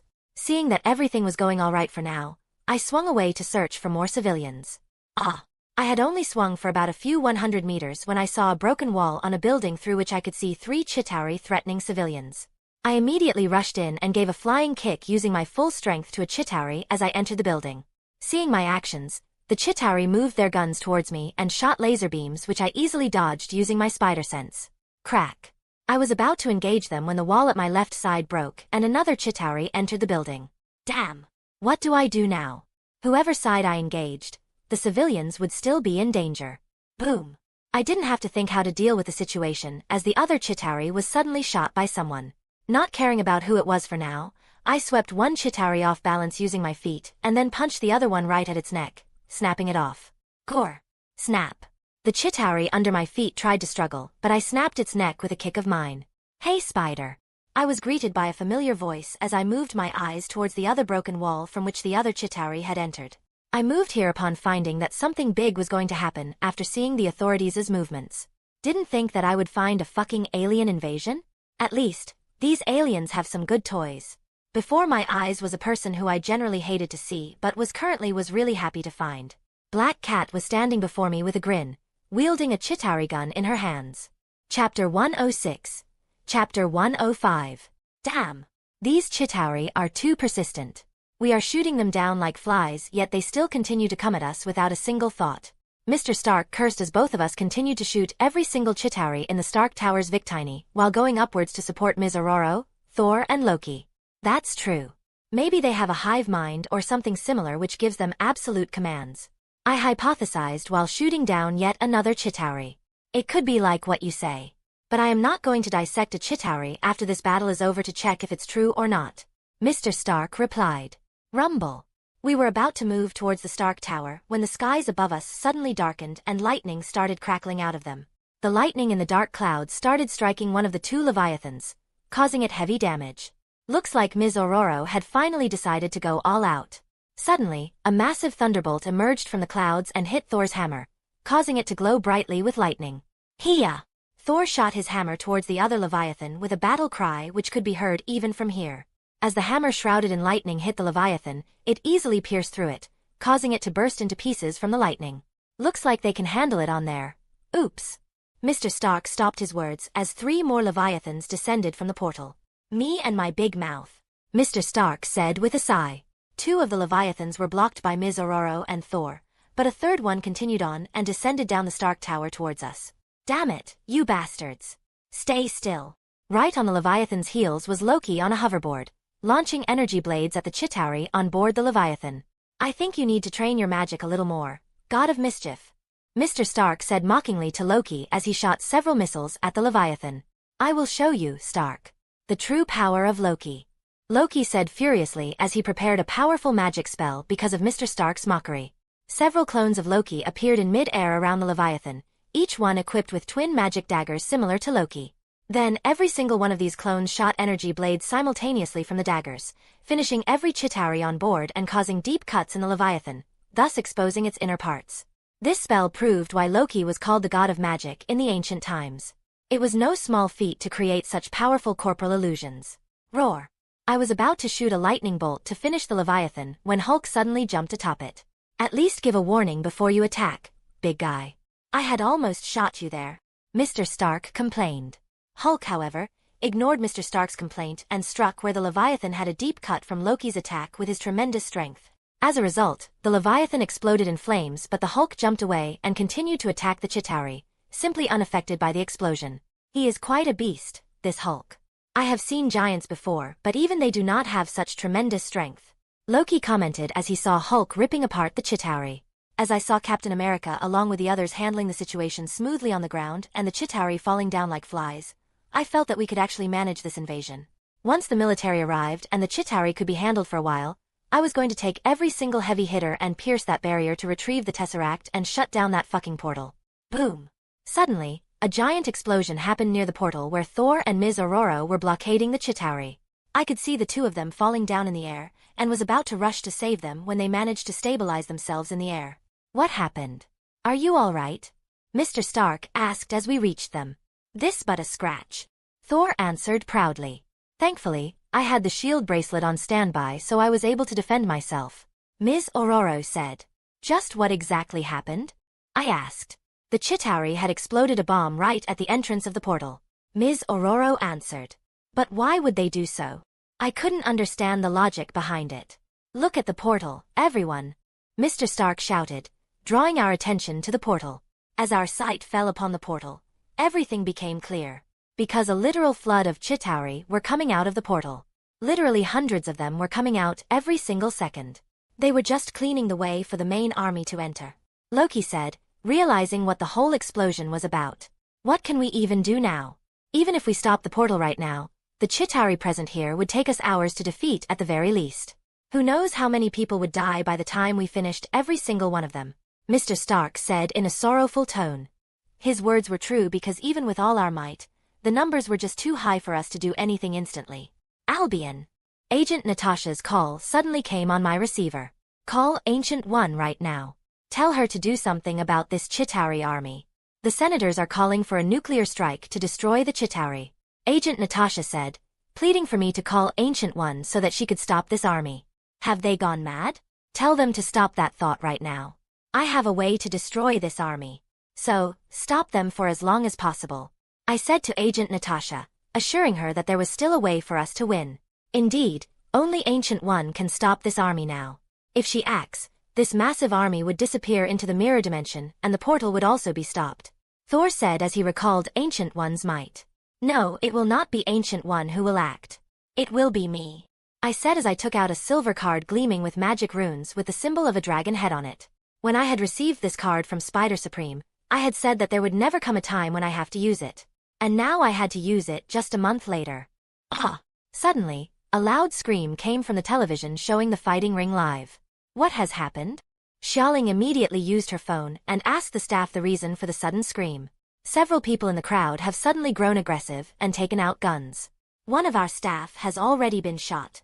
The staff member explained the whole matter. Damn it! Can a mission not go fucking smoothly for once? Chapter 113. Chapter 112. Will you please help me in defeating these unknown attackers, Albion? Xiaoling asked for my help. It almost looked as if she was pleading for it. Looks like she had a rather heavy amount of affection for her workers, even though they were running an illegal fighting club. Of course, I will help. Besides, I am not alone. There are others who have come along with me. And the SHIELD agents have already surrounded the building. It will be a piece of cake for us to defeat these unknown men, I said, reassuring her. I never stood a chance from the start, did I? Xiaoling said, realizing how much effort we had put in this mission. Well, you had done something truly wild. Capturing a mutant, and then also buying Chitauri weapons when the entire world was after them. We couldn't take a risk against someone like you, I said as we moved out of the head office. Here she is. Two men with guns in their hands shouted as they noticed us coming out of the head office. I was ready to shoot them with low-powered lightning bolts with just enough power to render them unconscious when both of them lowered their guns to my surprise and instead took out metal rods. Since they had decided not to use their guns for some reason, I should also not use my lightning bolts. After all, it was not every day that I got a chance to practice my martial arts these days. As the two men rushed to attack us with metal rods in their hands, Xiaoling also took the initiative to engage one of them, leaving the last one for me. As I engaged my opponent, he tried to attack me with his metal rod relentlessly. However, he was not successful since I easily dodged every single one of his attacks. With my dragon sense combined with my martial arts experience, there was simply no way that I would be hit by such normal attacks. But I could see that my opponent was clearly well trained due to systematic attacks. Since I was in a hurry due to the sudden assault on the club, I punched him rather hard on his stomach, causing him to stagger and then finished him off with another punch on his chin. I was about to help Xiaoling but she took advantage of an opening on her opponent's side which appeared due to me defeating my opponent easily and defeated him using a fierce kick on his abdomen. Who sent you here? Xiaoling asked her opponent who was still conscious. You will know soon. Ha ha ha. The man said with a laugh, completely fearless of us. There is no need to interrogate him. He will clearly not tell anything easily. We need to go, I said to Xiaoling, who nodded and continued moving with me. We were moving through a hallway when a man suddenly came flying and hit a wall in front of us. Albion! Jean shouted as she and Kitty saw me, revealing that she was the one behind the man's condition. Phoenix! Shadowcat! What's the situation? I asked worriedly. Thankfully, the situation is under control. Captain and Wolverine are engaged near the fighting ring where the most of these unknown attackers are, and the nearby agents have already entered the building for support. Captain sent us to support you since he and Wolverine could handle it there. Kurt has already extracted Warren and is currently rescuing the civilians. Jean reported everything, causing me to release a sigh of relief that everything was under control. So, this is Su Xiaoling, huh? Kitty said as she saw my companion. Yes, she has decided to surrender. Watch out. I suddenly warned the girls as I sensed something flying towards them. Clang! A sharp object passed through Kitty's shoulder and hit a nearby wall. Fortunately, my warning had worked, allowing Kitty to activate her phasing ability. Looking closely, I could see that the sharp object was surprisingly a kunai. As my eyes went towards where the kunai had come from, I could see a freaking ninja there with kunai in both of his hands. The ninja immediately rushed to attack us upon seeing that his surprise attack was a failure. However, I immediately shot a lightning bolt at him mercilessly, rendering him unconscious. Anyone who attacked my friends would receive no mercy from me. So, it was him, huh? Xiaoling said as she looked at the unconscious ninja. You know this guy? Kitty asked. Yes. He is my father's most skilled henchman, the Death Dealer. Never thought that my own father would launch an attack at my club, Xiaoling said furiously, cursing her father.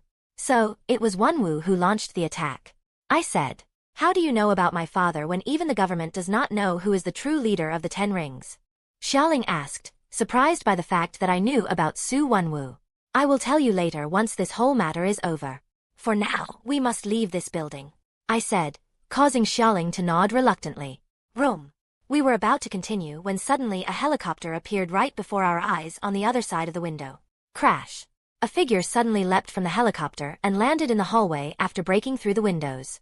He was clearly a man of Asian descent, wearing a white-colored luxury suit, who knows worth how many dollars. However, the 10 bangle-shaped artifacts on his hands revealed his identity. Su Wenwu, the leader of the 10 Rings. Father, Xiaoling said in a furious tone, grinding her teeth as she said these words. Hello, Xiaoling. You have created quite a big business in the recent years after escaping. Quite unlike your brother who is still wallowing in grief, living in inadequacy. Su Wenwu said, praising Xiaoling. Then why have you come now? And you have even thrashed my business completely. Xiaoling asked, her tone as furious as before. Because I could not bear my dear daughter shooting herself in the foot. Seriously, just what were you thinking? Showing a captured mutant as a showpiece openly, and even buying Chitauri weapons. Have you gone mad? Su Wenwu said, admonishing Xiaoling. It has nothing to do with you. I would rather go to jail instead of going back with you. Xiaoling said defiantly. You are still so rebellious, my dear Xiaoling. We shall continue our conversation once we are back in the 10 Rings. Su Wenwu said, ready to take Xiaoling despite her words.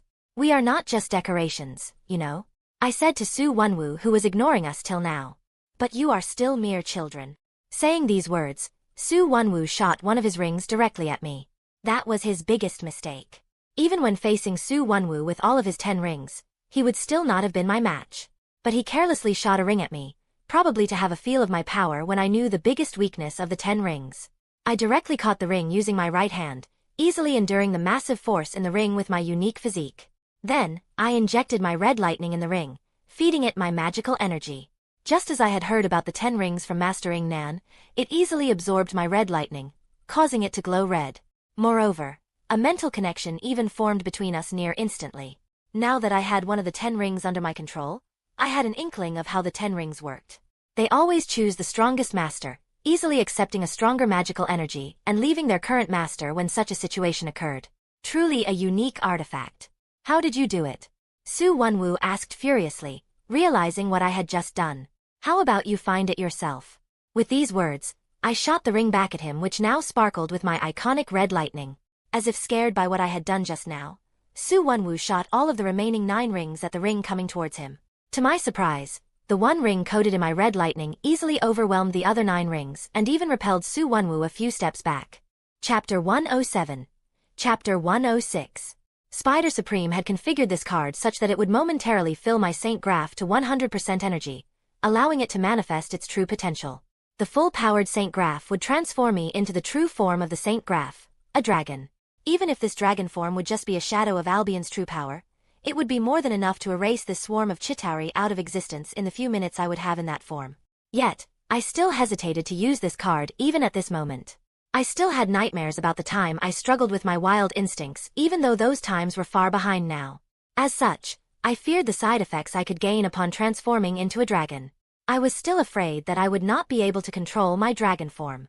But now was not the time to overthink about such a matter when an army of thousands was before my eyes, ready to destroy this beautiful city.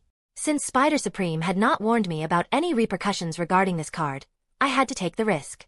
There was no other option. Peter. I was ready to use the card when I heard Ancient One's voice. I looked around to see Ancient One standing on a nearby building and waving at me. Come. I need a few minutes of your time. Ancient One's voice rang once again in my ears. It seems that Ancient One was using this method since my mind was immune to telepathy. Could it be that Ancient One was going to act upon seeing this massive Chitauri army? I immediately flew over to her to see why she had called me.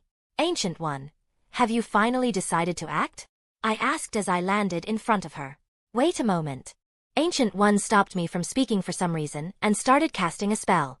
To my surprise, the Eye of Agamotto on her neck opened, revealing the green glowing gem inside it, and consequently green magic circles which seemed to contain great power appeared on Ancient One's hands. Ancient One then casted a spell using the power of the Eye of Agamotto, causing a magic circle containing the same green magic circles to be formed around us. At first, the magic barrier seemed to be a normal one, but one look outside and I knew what the barrier did. Everything outside the barrier, from Mr. Stark's Iron Man's suit to the massive Chitauri army, seemed to be moving extremely slowly, almost like they were moving in deep sea rather than in air. I could understand what the barrier had done, although it still seemed too illogical for me. It was not that the time outside had slowed down, but rather the time inside the barrier was moving much fast compared to the time outside. Why did you create a time barrier? I asked, since there must be a reason why she created such a special barrier. Because what we will do now will define the future of our world. Ancient One said cryptically. You know what, Peter? I had seen using the Eye of Agamotto that this alien invasion was bound to happen. But I had thought that future had been prevented since Loki had already been captured, and he was the one who had started the invasion in every single future I had seen. However, the result was much different. The one who is commanding everything from the shadows didn't like the fact that not only its plan had failed, but an extremely important treasure had also slipped from its hands. As a result, it sent an even larger army. At this moment, we have only 2 choices. Either you stop this invasion using the card, or I stop it myself. What will be the impact if you have to step up to stop this invasion, Ancient One?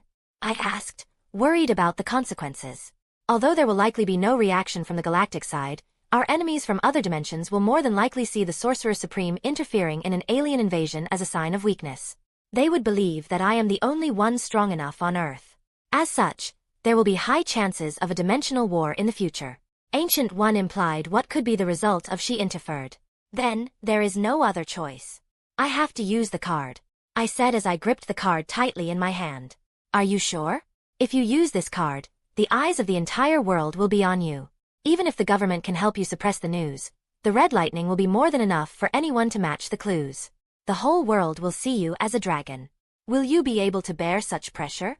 Ancient One asked me seriously, since it would change my future irreparably. My Uncle Ben has always taught me, with great power comes great responsibility. For this much power, I am ready to bear any responsibility, I answered with a smile. Then go. Fulfill your duty, Ancient One said as she removed the time barrier. I will be watching, Ancient One said with a sad smile and disappeared. With a deep sigh, I resolved myself as I looked at the massive Chitauri army which was slowly moving towards the city. Resolved to destroy the entire alien invasion, I activated the card. The card turned into a stream of light which was absorbed by my body. An involuntary chant came out of my lips as the transformation started. I am the dragon of boundary that guards the ever-distant utopia. My vision turned white as my body was covered in a giant red lightning cocoon. I could feel my body transforming, becoming larger and different. The process was rather similar to back when my Saint Graph was enhanced, but it was much, much faster. Yet, There was no awkwardness in the transformation. It only felt like I was becoming whole. Roar! A roar came out from my dragon form as I looked towards the Chitauri army around the Stark Tower. My dragon form looked quite similar to Albion. A sleek, aerodynamic dragon whose body looked more metallic than reptilian with red lines all over its body.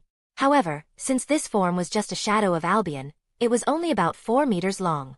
My body started radiating a huge pressure as the red lines on my body started to glow. A formless pressure was forming around me, and even the dark clouds in the sky had started radiating crimson lightning. Everyone, from my allies to the Chitauri army, was stopped in their tracks due to the shock upon seeing my dragon form. Feeling threatened by my appearance, the Chitauri army readied their advanced weapons and shot at me with their full might. Yet, it was useless as my scales could not even feel the heat from that massive laser barrage. But a dragon like me didn't take one-sided damage from such insects. The red lines on my body glowed once again as my body along with my surroundings was shrouded in red lightning. Then, with just a small boost to my wings, I flew and pierced straight through the center of the Chitauri army, my lightning-shrouded body burning through thousands of Chitauri. The remaining Chitauri shot laser beams once again at me in a last attempt of struggle, but I released massive bolts of red lightning at them, finishing even the last remnants. Served them right. This was what these insects deserved. I felt proud for finishing this massive army in less than a minute. Damn it! This massive power was messing with my head. I must not forget the reason why I had taken this dragon form. It was not just to destroy this Chitauri army, but to destroy this entire alien invasion in a single shot. I flew and positioned myself right beneath the portal, giving me a clear shot of the city-sized spaceship on the other side which was releasing the Chitauri even now. The card Spider Supreme had given me had enough power for me to use the true noble phantasm of my Saint Graph, albeit only at a fraction of its true power. A massive amount of heat and lightning gathered at my mouth as I readied my noble phantasm, the very power which was the identity of a dragon. A dragon's breath. Disappear beneath the might of the primordial dragon, Albion's wrath. Chapter 108. Chapter 107. The huge beam of flame and lightning surged from my mouth and shot straight through the portal to hit the massive alien spaceship. I could clearly see the beam pierce through the spaceship, and soon after, boom! The spaceship exploded in flames with such a huge explosion that there was no way anyone inside or nearby could have survived. Roar! I let out a huge roar in exhilaration which likely shattered every nearby mirror which had not been destroyed till now.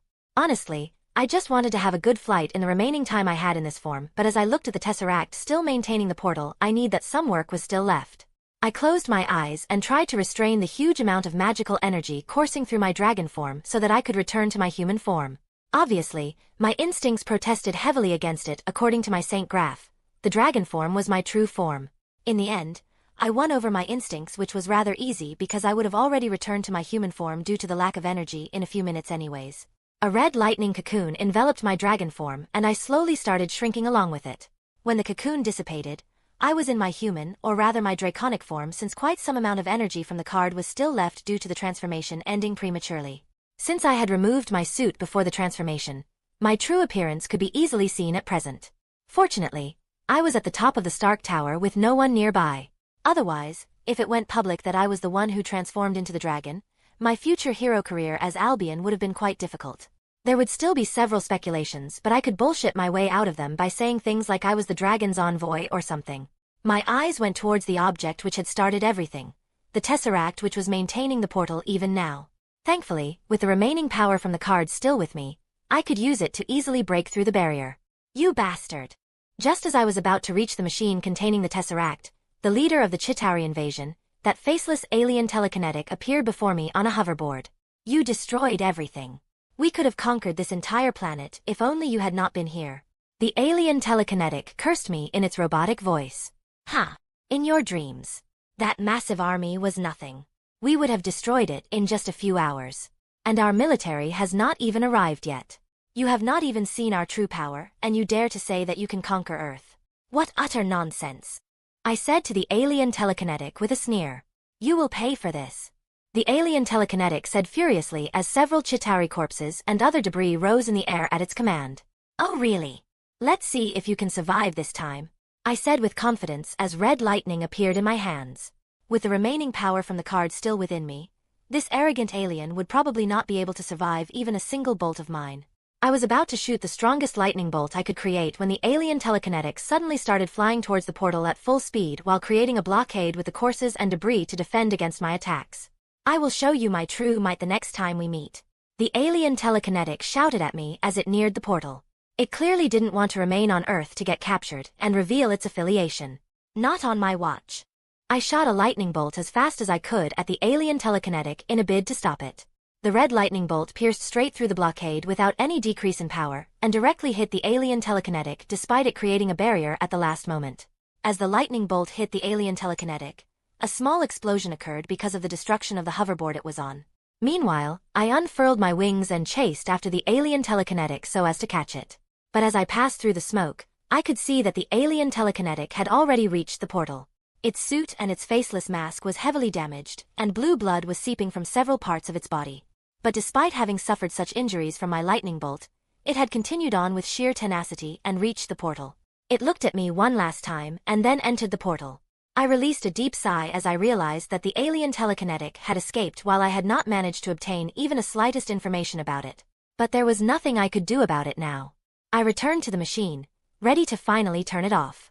I covered my right hand with red lightning as I focused every single bit of extra energy I had inside my body on my hand. As my hand slammed on the barrier, it pierced through it almost effortlessly. I grabbed the Tesseract and pulled it out immediately. The portal shut down the moment I extracted the Tesseract. As I looked at the clear skies, I let out a sigh since the alien invasion was finally over. Albion, how did you transform into that dragon? Mr. Stark asked as he came atop along with Thor, Loki and Ms. Ororo. Are you feeling all right, Albion?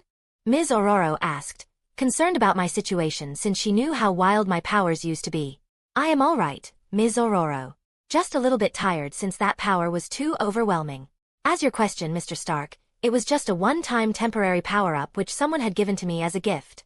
I answered. That was quite some gift. I believe that even the entire might of Asgard would have had difficulty facing that dragon. Loki said, giving his analysis on my dragon form's power. By the way, nice job retrieving the Tesseract even though you had already destroyed the Chitauri invasion, Mr. Stark said, complimenting me. Actually, I had met their leader, that alien telekinetic, before I could shut down the portal. I tried to catch it but that bastard unfortunately escaped. I said with regret. Don't worry too much, Albion. After all, the end, we have won. Mr. Stark said, cheering me up. Yeah, we have won. I said with a smile. Then, my eyes fell upon the distant horizon where I could see fighter jets approaching the city. Why is the military appearing only now when everything has already been finished? I said, cursing the military for appearing this late. What can we do about it?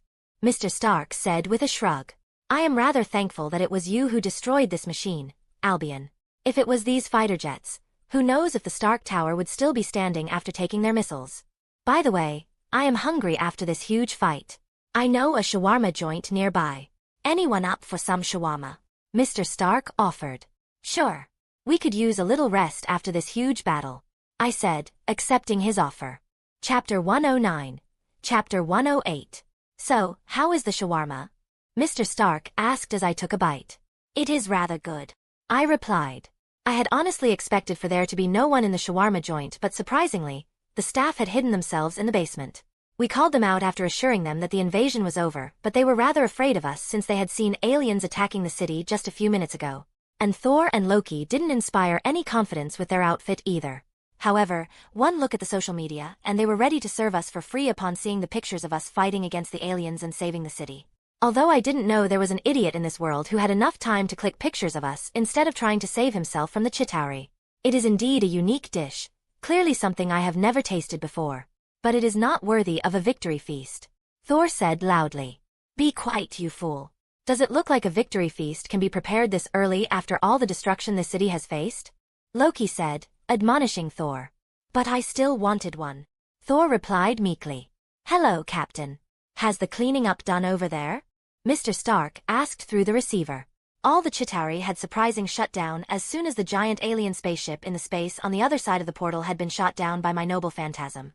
This proved that they were actually robots despite not looking like one. We had arrived earlier at the shawarma joint since all we had to do was an overall checkup of the area near the Stark Tower to see if there was anyone injured left behind. Thankfully, there had been none. The captain's side was taking longer since they had to take care of the civilians too. You have, great. Now, meet us in this shawarma joint near the Stark Tower. We are having a little party here. Mr. Stark told Captain where we were. Oh, come on. We were hungry after this huge battle. Besides, I need to give a treat to the kids. Mr. Stark said, referring to my friends. Seriously, Cap needs to loosen up a bit. After all, we have already won. Mr. Stark said after cutting off the call. Still, despite our best efforts, we can be said to be lucky. If that Chitauri army had not been directly annihilated, who knows how much destruction they would have caused before they were finally put down. How many people would have died? Ms. Ororo said as she recalled the massive Chitauri army. But we still won in the end. And we would be better prepared if they ever come again. I said optimistically, trying to cheer her up. Knock. Knock. This is a quaint little place you have chosen, Stark. Captain said as he entered along with everyone else. I could also see Dr. Banner being supported by Emma and Jean as he entered. But there was one figure I had never thought I would see here. Black Cat.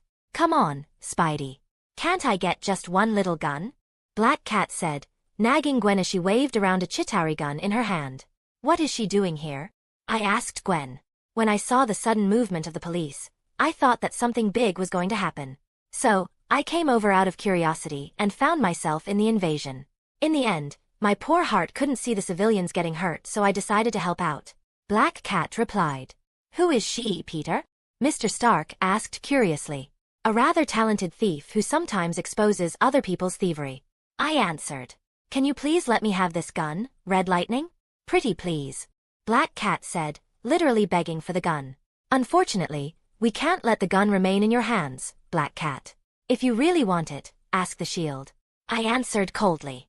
After all, we could not let a thief have a gun which was more technologically advanced than every other weapon on Earth. Humph. Spoil sport. Black Cat said, knowing that S.H.I.E.L.D. would never let the gun remain in her hands. Are you all right, Dr. Banner? I asked, knowing that he had just went through a massive fight as the Hulk. Yes, I am all right, Albion. Just a bit tired, both physically and mentally. Phoenix and Silencer had helped calm down the Hulk with their telepathy after the battle was over. Dr. Banner answered. Speaking of the kids, give a loud applause to our little champions who helped us despite them not having any reason to.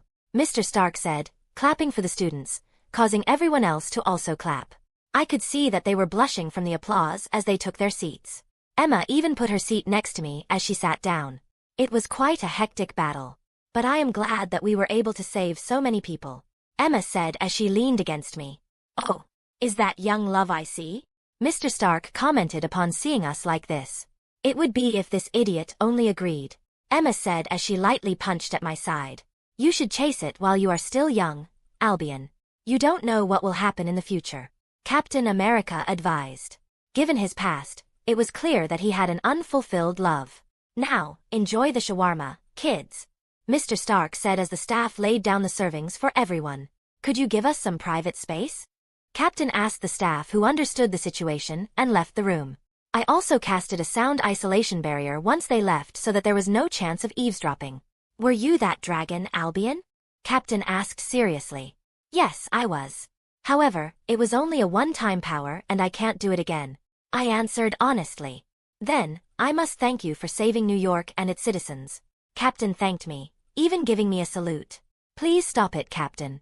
It is too embarrassing for me, especially since it is coming from you. I said, a little too embarrassed by Captain's salute. Are you really all right, Albion? You had previously mentioned that you couldn't control your powers when they had first awakened. Emma asked, worried about me. It's all right, Silencer. Nothing of that sort happened.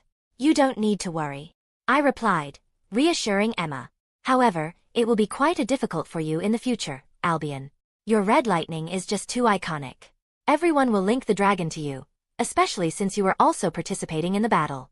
As such, everyone's eyes will be on you whenever you appear.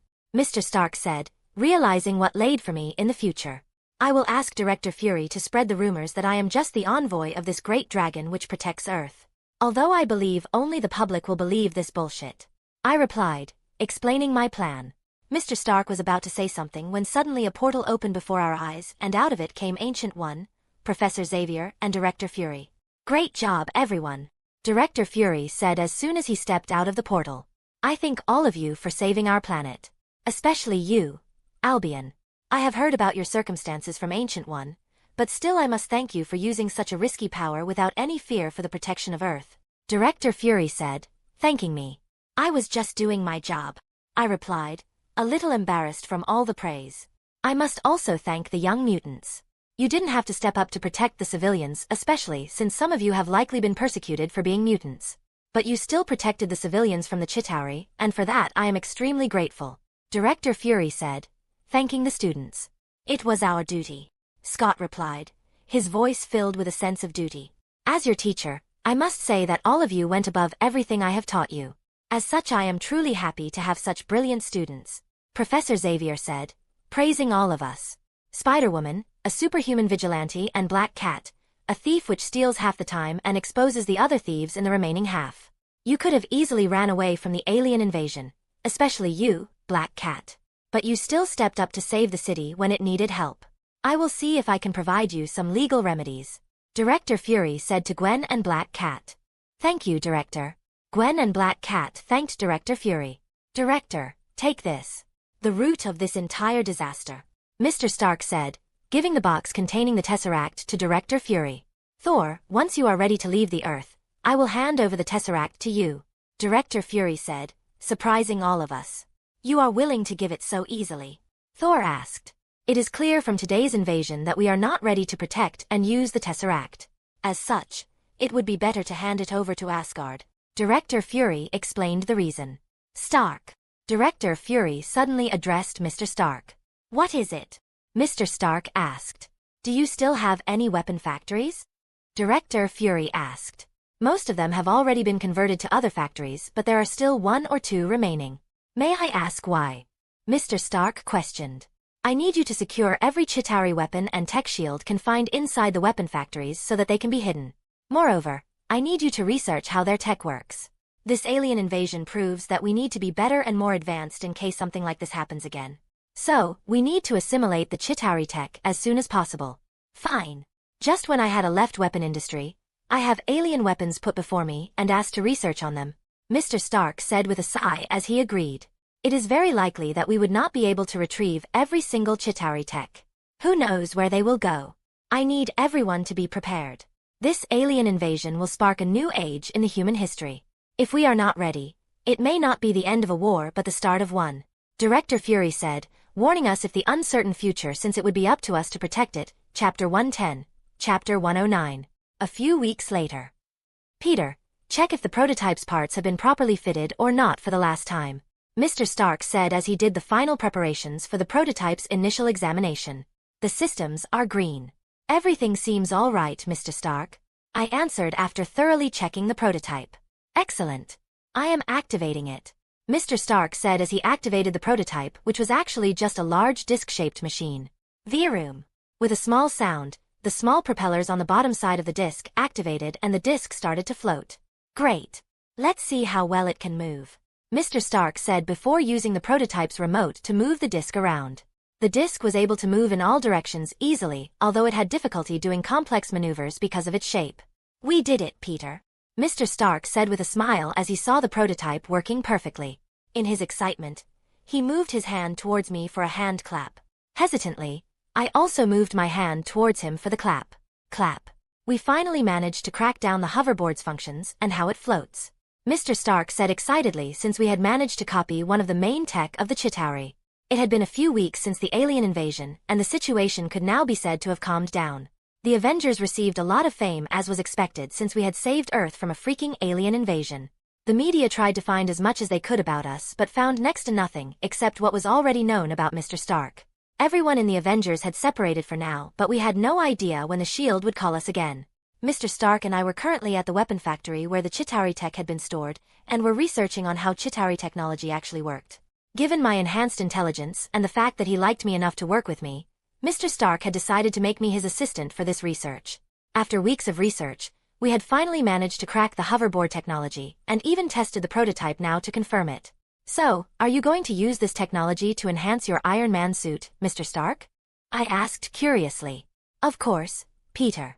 With this technology, the Iron Man suit will fly much more smoother compared to before, Mr. Stark confirmed. By the way, Peter, Have you ever thought of having a suit similar to mine for yourself? Mr. Stark suddenly asked, surprising me. We had become quite close in the last few weeks, so it was not that far of a stretch for Mr. Stark to offer me a suit. However, it was quite surprising since he had never offered to make a suit for anyone before. Although I would like to have a suit very much, it would be next to impossible for me to use one, Mr. Stark. My red lightning is just too strong. No suit will ever be able to withstand my lightning. Even the current enchanted suit I use has a lot of lightning-resistant enchantments, just so I can use it.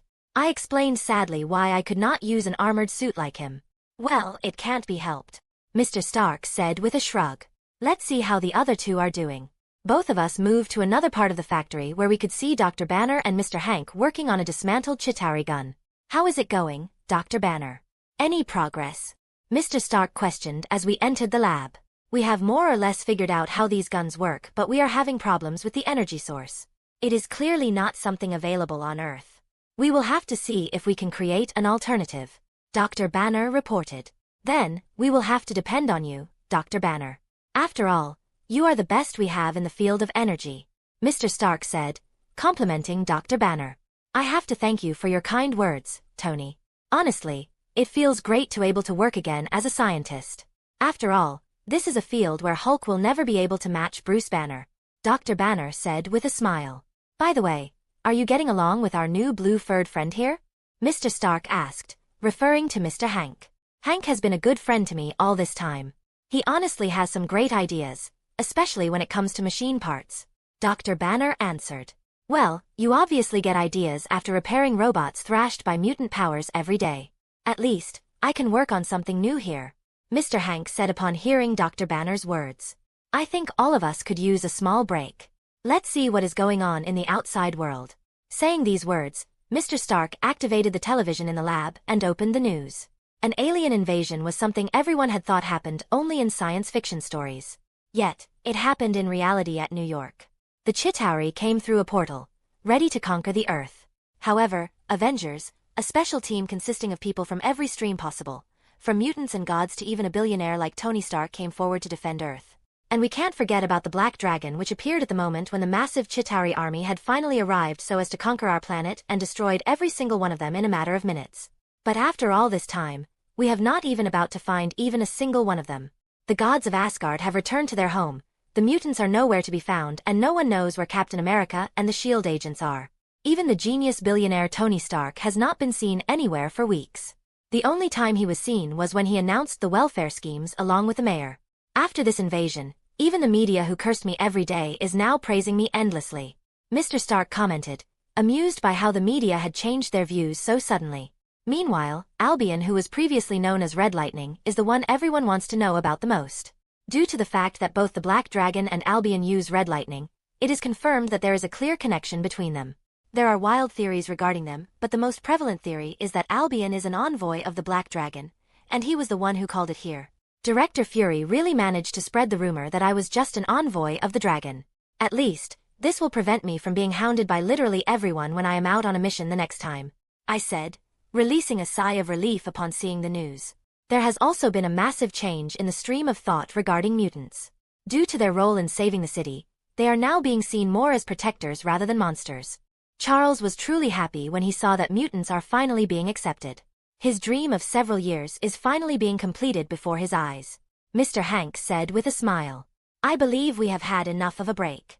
It's time for us to go research on the Leviathan, Dr. Banner said, reminding us of our research. Since the Leviathan was one large ship, all of us worked together on its research so as to find its secrets as soon as possible. Sure, Mr. Stark said as he shut down the television. I have to compliment S.H.I.E.L.D. for this, since they actually managed to stealthily transfer that giant ship Leviathan here, even though it had to be broken into several parts if it was not already. Ring. Ring. I suddenly received a call on my phone. When I looked, I could see that it was from Professor Xavier. Hello, Professor. Why did you call? I asked Professor Xavier. There is a mission for which your help is required. I will tell you the details once you arrive at the X-Mansion. Professor Xavier told me the details and cut the call. I need to go. There is a mission. I told everyone. Sure. We will handle it here, Peter. You can go without any worry, Mr. Stark said. If you say so. See ya all later. Chapter 111. Chapter 110.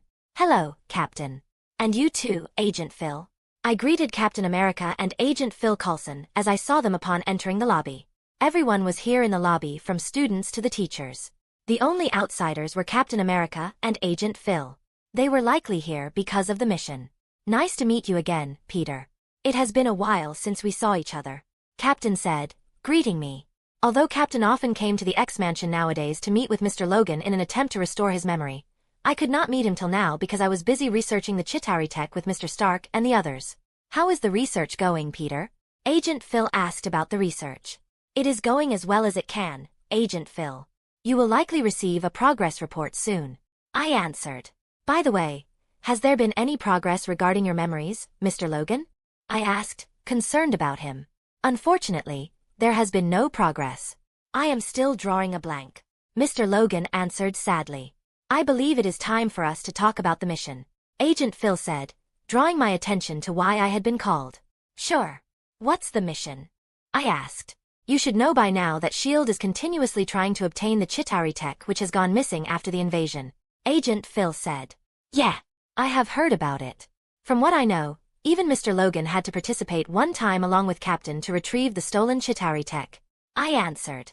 Our agents were actually pursuing a group which had bought some Chitauri weapons in the black market when we found something shocking about the group. They had a captured mutant. Agent Phil told us the shocking fact and give us a picture as a proof. In the picture, we could see a young man in his early 20s with feathered wings unfurled from his back in what was clearly a fighting ring. How can they be so brutal? Kitty said furiously, hating the kidnappers already. Where is this picture from, Agent Phil? I asked. It is from an illegal fighting ring in Macaw.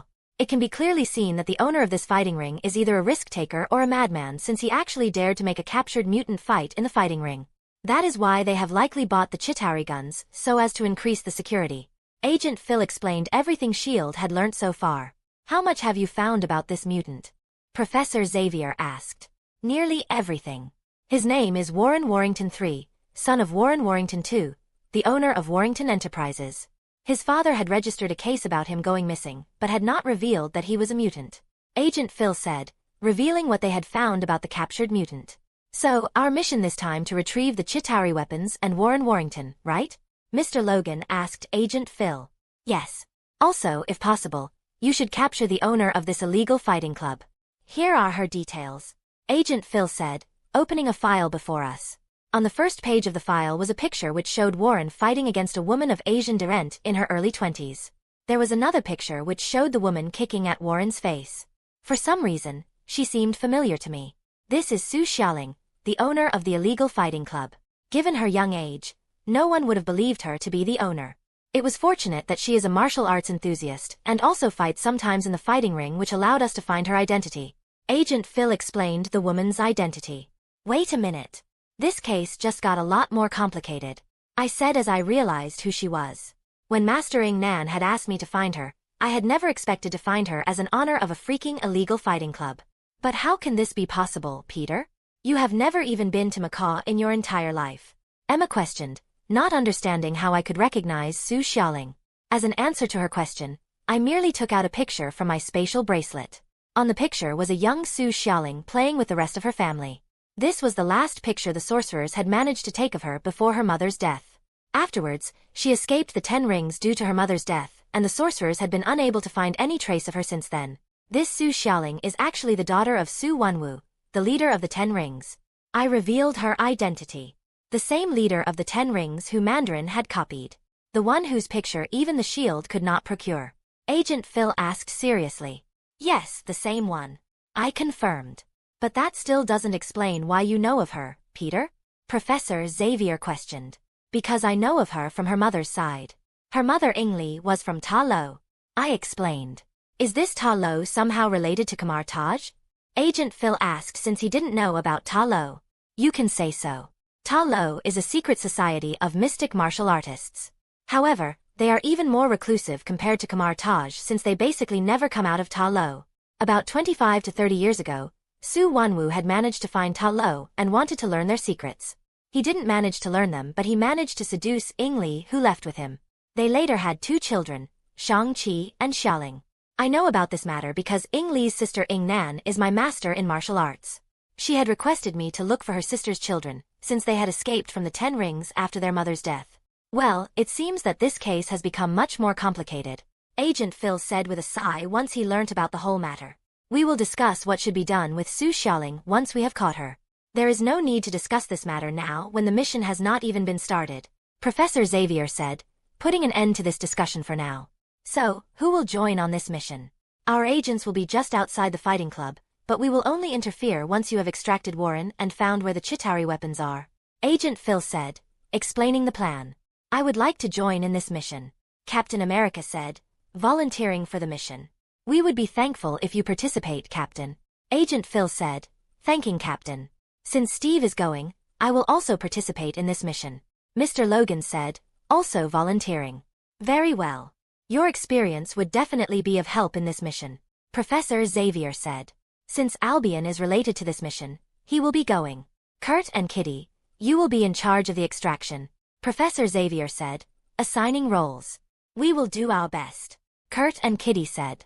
As for a psychic, I believe Jean should go this time since Emma had gone during Bobby's mission, Professor Xavier said further, assigning Jean since Emma had participated in the last mission. I will do my best, Jean said, ready to do her best. I believe that all of you should be more than enough since stealth is important in this mission. Now go and get ready, Professor Xavier ordered. Captain. I suddenly addressed Captain America. What is it, Peter? Captain asked. I noticed that you have no other weapon than your shield.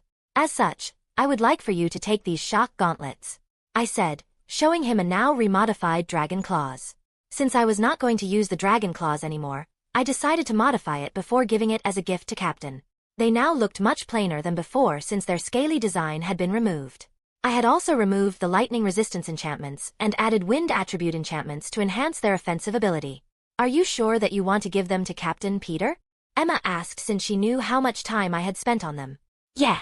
It was your first personal weapon you had created, Kitty said in support. Ever since I had created these gauntlets, there have been very few instances where I had to use them. And after the upgrade to my powers, I have no use for them. As such, I have decided to give them to Captain who would have more use for them. I explained the reason why I was giving these gauntlets to Captain. Captain seemed quite hesitant to take the gauntlets, especially after hearing how much I had worked on them. But he took them after contemplating my words for a few minutes. I will make sure to use these gauntlets well, Captain said seriously. Chapter 112. Chapter 111. And the Captain Mask has defeated yet another foe. Is there anyone here who can defeat this newcomer? Or will this newcomer go on undefeated today? The announcer's voice sounded loudly as Captain defeated yet another challenger in the fighting ring. I had never thought that I would see Captain America fighting in a fighting ring, especially with such a stupid name, Kitty said through the receiver with a giggle. Focus on the mission, Kitty. Be alert. We will need to act the moment Warren appears, I said through the receiver as I stealthily moved around the fighting club completely invisible. Captain was currently in the fighting ring while Mr. Logan, Kurt and Kitty were in the crowd. On the other hand, I was moving throughout the club using an invisibility spell, searching for Su Xiaoling and the Chitauri weapons' whereabouts. It was rather funny that Captain was actually wearing his own mask for fighting inside the fighting ring, thus the name, Captain Mask. The plan was for Captain to fight in the fighting ring, and continuously win so as to draw out Warren in the fighting ring. The fighting club often let out Warren in the fighting ring since anti-mutant sentiment were quite strong here in Macaw. It also helped that Warren had an ordinary physique except for his wings and the fighting ring was a closed one. Once Warren entered the fighting ring, Kurt had to teleport inside and extract both of them. Meanwhile, I had to find where the Chitauri weapons were and also subdue Su Xiaoling. Jean, Kitty and Mr. Logan were here in case something unexpected happened. The SHIELD agents were already near the fighting club, ready to enter once our plan was completed so as to shut down this illegal fighting club. Peter, they have already brought out Warren. The next match will likely be between Steve and Warren. Hurry, Mr. Logan said through the receiver. I am trying, I said as I searched through the storerooms where I unfortunately found nothing. Only the head office was left where the owner of this illegal fighting club Su Xiaoling was, likely with the Chitauri weapons. Ladies and gentlemen, the Captain Mask has defeated yet another challenger, making it 4 times in a row. The announcer's voice came through the speaker, causing the crowd to roar in excitement. As such, I believe it is time for Captain Mask to fight the celebrity of this little club. Our favorite, the Big Bird. So, this is what they called Warren here. Well, I think I should not have expected anything more from these disgusting bastards. As I neared the head office, I saw a man furiously entering it, allowing me to easily slip inside along with him. And here she was, Su Xiaoling, sitting on the main chair, enjoying the fight in the fighting ring on a television. Xiaoling, what is the meaning of this? Have you gone mad? The man said furiously as he slammed his hand on her desk. Come on, Paul. What's the matter? Why are you so furious? Su Xiaoling asked nonchalantly. I have been on your side ever since you started this fighting club, Xiaoling. I was with you every time you took a risky decision. I was with you even when you decided to use a fucking mutant as a showpiece for our club. The man, apparently named Paul, said to Xiaoling as he pointed at the television, which showed Warren being dragged towards the fighting ring in chains in order to fight Captain. But now you have decided to buy these aliens' tech weapons when the entire world is madly after them, from government to even terrorist organizations. We can lose everything we have built so far in just an instant. Do you understand how serious this matter? Paul said as he opened a crate in the room, revealing Chitauri weapons inside. So, that is where the weapons were. I can now move to the next part of the plan since I know the location of the weapons. I will take care of whatever comes our way, Paul. Now, go and enjoy the fight. After all, it is not every day we have a fighter skillful enough to reach our big bird. Xiaoling replied again nonchalantly as she looked at the television where Captain and Warren were facing each other. Do you think that you can finally defeat your father with these weapons? Paul said furiously upon seeing Xiaoling's nonchalant attitude.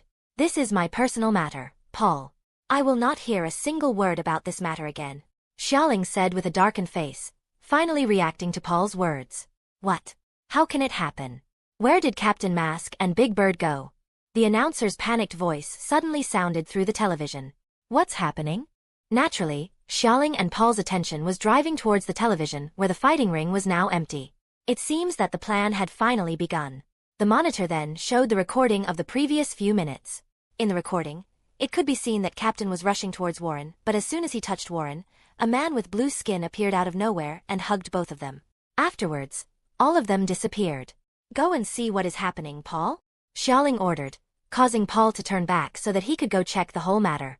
However, it was now my turn of the plan. I immediately attacked at Paul's neck, rendering him unconscious. Hello, Miss Xiaoling? I said to Xiaoling as I materialized before her. What? Xiaoling exclaimed, dumbstruck by the sudden turn of events. However, she was clearly an adaptable woman since she took a combat stance in just a few seconds. Hey, are you Albion? Xiaoling asked as recognized my suit. Indeed, I am Albion. I said as I created a few red sparks on my right hand as a proof. Didn't know that such a powerful person would come to catch me just because I bought a few Chitauri weapons? Xiaoling said with a sigh as she released her combat stance, realizing that she could not win against me. You would have still been caught. But your error was capturing a mutant. The X-Men would obviously after you if you catch a mutant and use him as a mere showpiece. I told Xiaoling. Alright, I surrender. Yes, I should not have been this much reckless. Xiaoling said in a self-depreciating tone as her hands up in surrender. I would like for you to cooperate with us. It would be more beneficial for you. I said to Xiaoling as I moved with her towards the door. Thankfully, this mission had gone smoothly. Ah! Suddenly, a loud scream came from the television showing the fighting ring live. What has happened? Xiaoling immediately used her phone and asked the staff the reason for the sudden scream. Several people in the crowd have suddenly grown aggressive and taken out guns. One of our staff has already been shot. The staff member explained the whole matter. Damn it! Can a mission not go fucking smoothly for once? Chapter 113. Chapter 112. Will you please help me in defeating these unknown attackers, Albion? Xiaoling asked for my help. It almost looked as if she was pleading for it. Looks like she had a rather heavy amount of affection for her workers, even though they were running an illegal fighting club. Of course, I will help. Besides, I am not alone. There are others who have come along with me. And the SHIELD agents have already surrounded the building. It will be a piece of cake for us to defeat these unknown men, I said, reassuring her. I never stood a chance from the start, did I? Xiaoling said, realizing how much effort we had put in this mission. Well, you had done something truly wild. Capturing a mutant, and then also buying Chitauri weapons when the entire world was after them. We couldn't take a risk against someone like you, I said as we moved out of the head office. Here she is. Two men with guns in their hands shouted as they noticed us coming out of the head office. I was ready to shoot them with low-powered lightning bolts with just enough power to render them unconscious when both of them lowered their guns to my surprise and instead took out metal rods. Since they had decided not to use their guns for some reason, I should also not use my lightning bolts. After all, it was not every day that I got a chance to practice my martial arts these days. As the two men rushed to attack us with metal rods in their hands, Xiaoling also took the initiative to engage one of them, leaving the last one for me. As I engaged my opponent, he tried to attack me with his metal rod relentlessly. However, he was not successful since I easily dodged every single one of his attacks. With my dragon sense combined with my martial arts experience, there was simply no way that I would be hit by such normal attacks. But I could see that my opponent was clearly well trained due to systematic attacks. Since I was in a hurry due to the sudden assault on the club, I punched him rather hard on his stomach, causing him to stagger, and then finished him off with another punch on his chin. I was about to help Xiaoling, but she took advantage of an opening on her opponent's side which appeared due to me defeating my opponent easily, and defeated him using a fierce kick on his abdomen. "Who sent you here?" Xiaoling asked her opponent, who was still conscious. "You will know soon." "Ha ha ha," the man said with a laugh, completely fearless of us. "There is no need to interrogate him. He will clearly not tell anything easily. We need to go," I said to Xiaoling, who nodded and continued moving with me. We were moving through a hallway when a man suddenly came flying and hit a wall in front of us. "Albion!" Jean shouted as she and Kitty saw me, revealing that she was the one behind the man's condition. "Phoenix! Shadowcat! What's the situation?" I asked worriedly. Thankfully, the situation is under control. Captain and Wolverine are engaged near the fighting ring where the most of these unknown attackers are, and the nearby agents have already entered the building for support. Captain sent us to support you since he and Wolverine could handle it there. Kurt has already extracted Warren and is currently rescuing the civilians. Jean reported everything, causing me to release a sigh of relief that everything was under control. "So, this is Su Xiaoling, huh?" Kitty said as she saw my companion. "Yes, she has decided to surrender. Watch out." I suddenly warned the girls as I sensed something flying towards them. Clang! A sharp object passed through Kitty's shoulder and hit a nearby wall. Fortunately, my warning had worked, allowing Kitty to activate her phasing ability. Looking closely, I could see that the sharp object was surprisingly a kunai. As my eyes went towards where the kunai had come from, I could see a freaking ninja there with kunai in both of his hands. The ninja immediately rushed to attack us upon seeing that his surprise attack was a failure. However, I immediately shot a lightning bolt at him mercilessly, rendering him unconscious. Anyone who attacked my friends would receive no mercy from me. "So, it was him, huh?" Xiaoling said as she looked at the unconscious ninja. "You know this guy?" Kitty asked. "Yes. He is my father's most skilled henchman, the Death Dealer. Never thought that my own father would launch an attack at my club," Xiaoling said furiously, cursing her father. "So, it was Wenwu who launched the attack?" I said. "How do you know about my father when even the government does not know who is the true leader of the 10 Rings?" Xiaoling asked, surprised by the fact that I knew about Su Wenwu. "I will tell you later once this whole matter is over. For now, we must leave this building," I said, causing Xiaoling to nod reluctantly. "Room." We were about to continue when suddenly a helicopter appeared right before our eyes on the other side of the window. Crash. A figure suddenly leapt from the helicopter and landed in the hallway after breaking through the windows. He was clearly a man of Asian descent, wearing a white-colored luxury suit, who knows worth how many dollars. However, the 10 bangle-shaped artifacts on his hands revealed his identity. Su Wenwu, the leader of the 10 Rings. "Father," Xiaoling said in a furious tone, grinding her teeth as she said these words. "Hello, Xiaoling.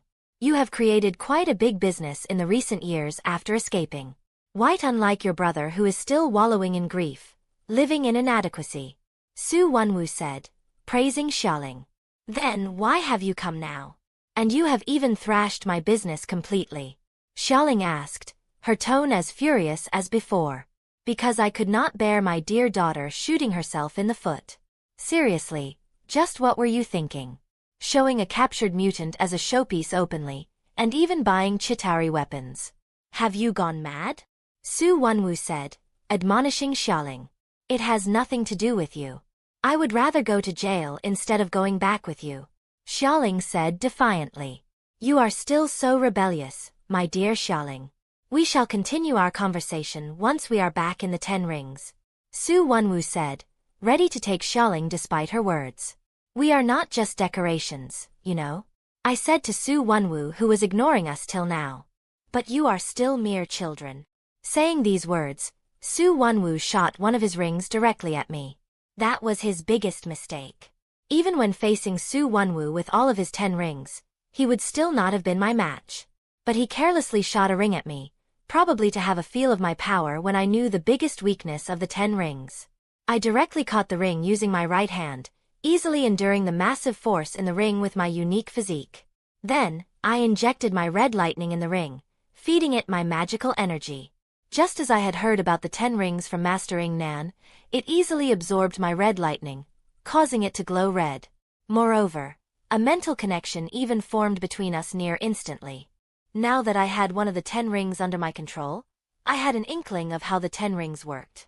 They always choose the strongest master, easily accepting a stronger magical energy and leaving their current master when such a situation occurred. Truly a unique artifact. How did you do it? Su Wenwu asked furiously, realizing what I had just done. How about you find it yourself?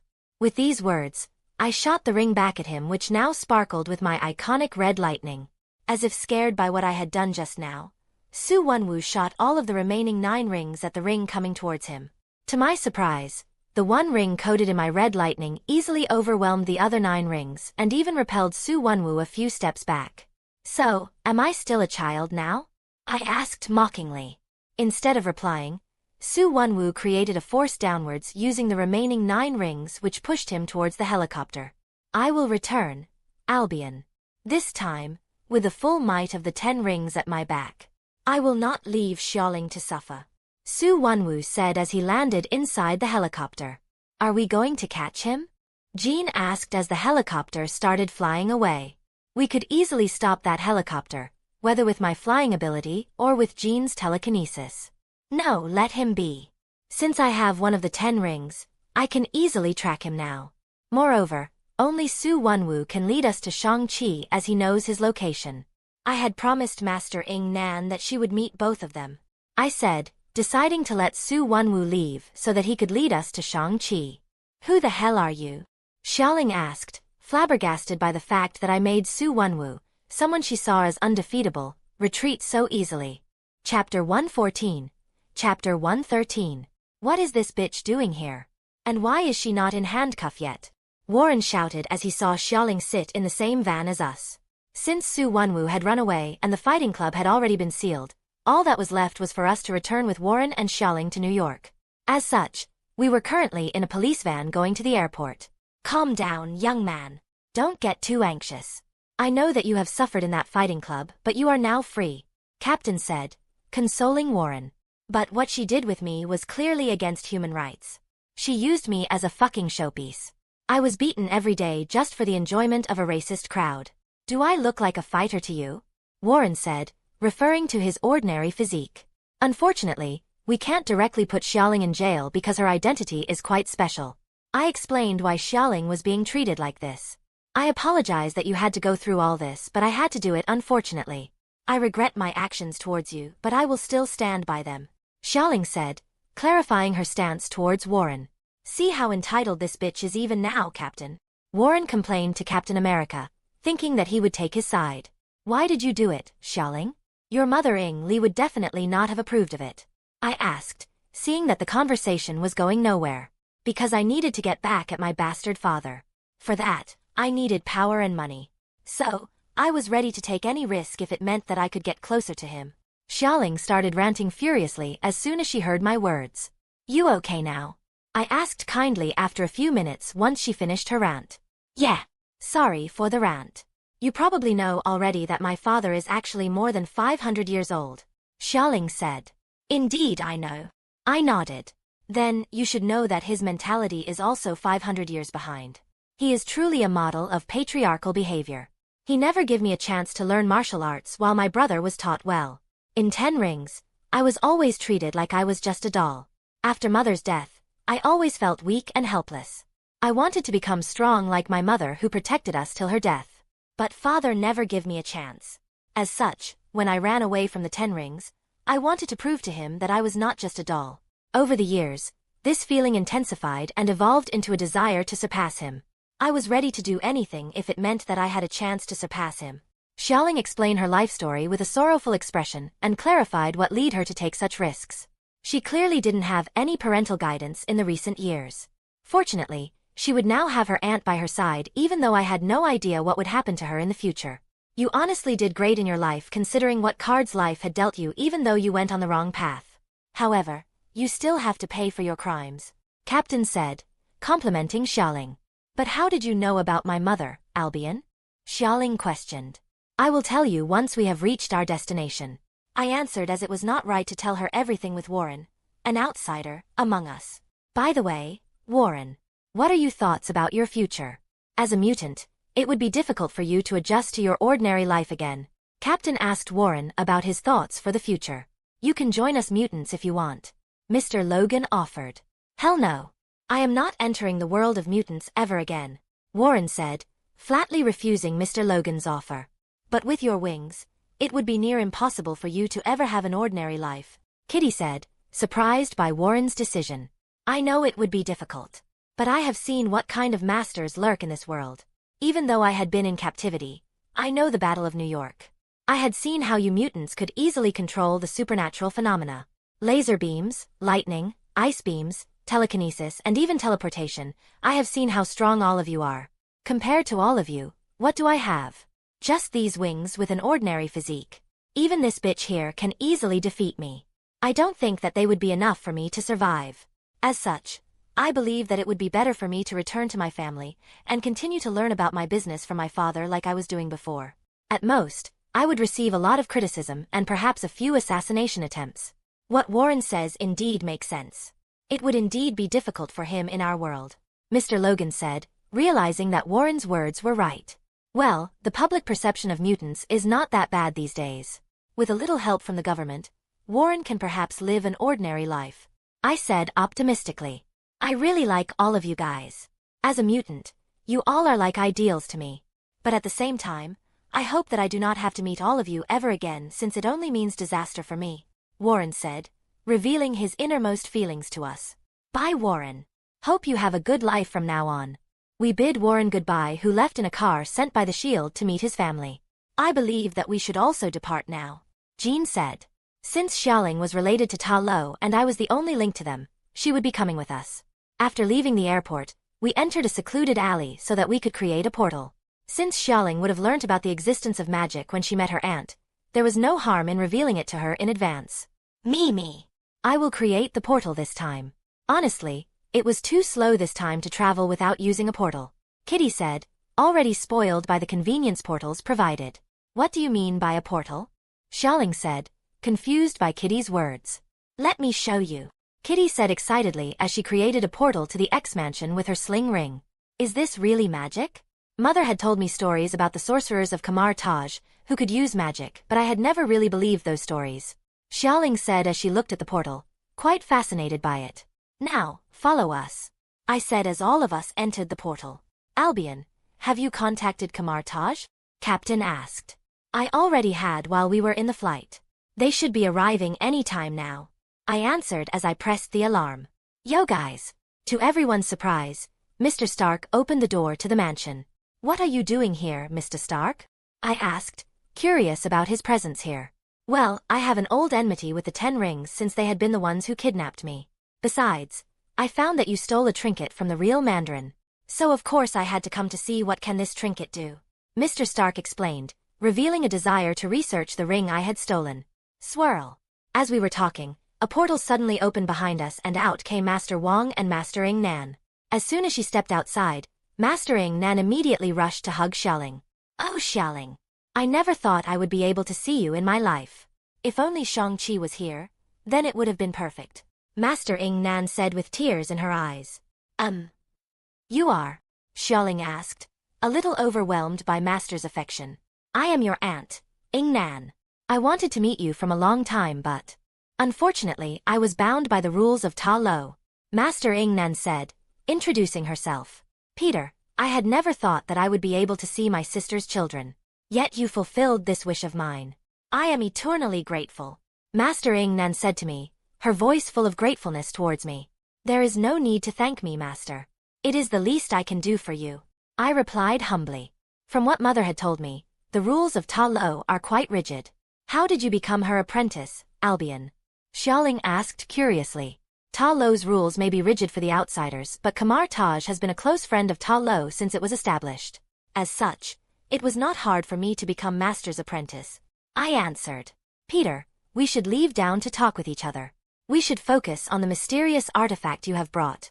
Master Wang suggested. After all, he had come especially to check on the ring. You are right, Master Wang. It's time for us to find the secrets of this unique artifact. I said as I took out the ring I had effortlessly stolen from Su Wenwu Chapter 115. Interlude 2. Su Wenwu's POV. Knock. Knock. Who is it at this time, Sean? A female voice sounded from inside the room. I will check, Katie.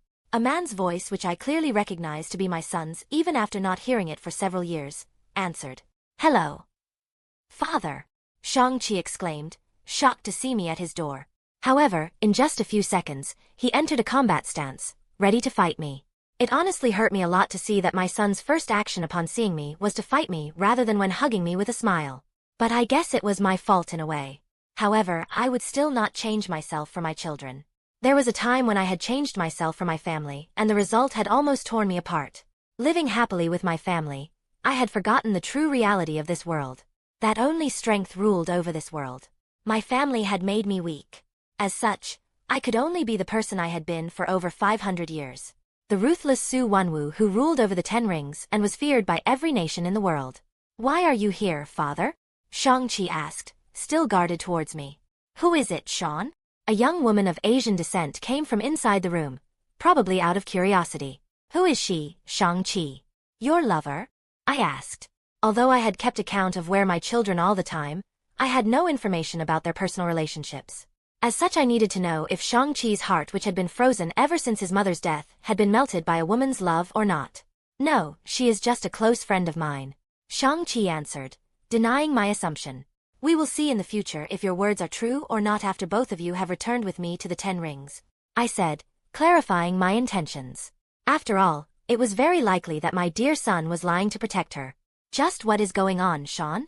Why is he calling you Shang-Chi? The woman, I had heard that her name was Katie, asked. She seemed to be rather confused by the turn of events. Let me answer, Katie. I am Sean's father, or should I say Shang-Chi's, Su Wenwu. You may recognize me as the leader of the 10 rings, the one who an American had personated a few years ago. The one they call the Mandarin.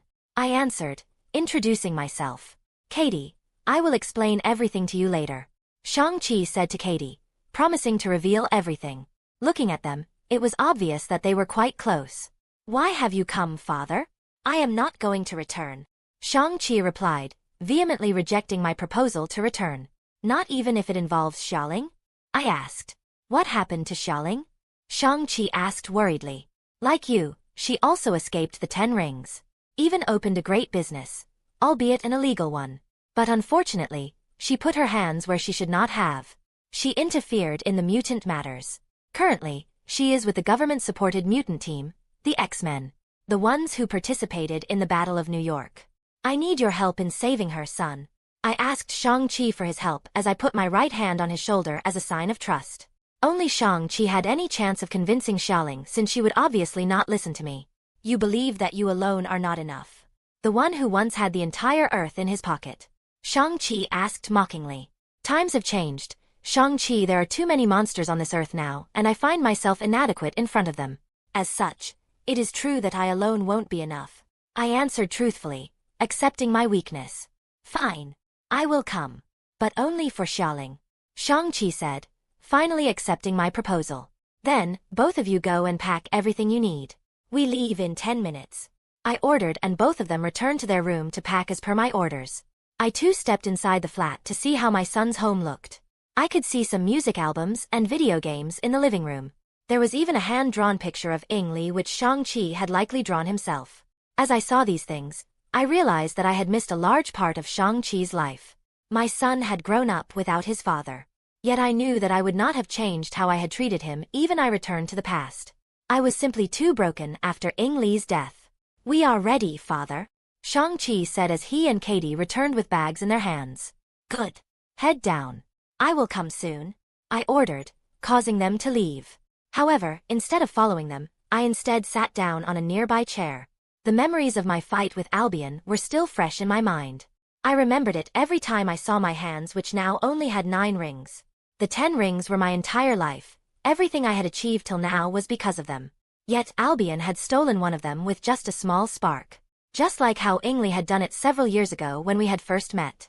And Albion himself was one hell of a powerhouse. Someone who was said to be envoy of the Black Dragon, who had single-handedly saved New York in a few minutes from an army of aliens. I knew that I would have lost easily even if I had all of the 10 rings. The rest of the mutants were not weak either.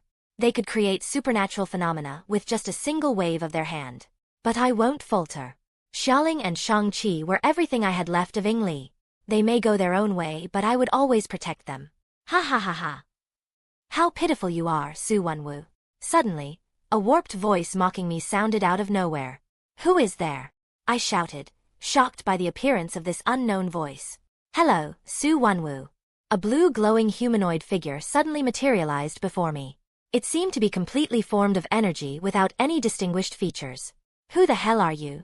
I asked this mysterious figure. "All you need to know is that I am the creator of the 10 rings. The figure answered. "Then, you must know why one of the 10 rings was stolen so easily?" I asked the figure. "It was because of your own incompetence, Wenwu. The 10 rings only follow the strongest. In fact, the reason I came here was because I felt unique magic signature from the 10 rings which I had never felt before." Arg.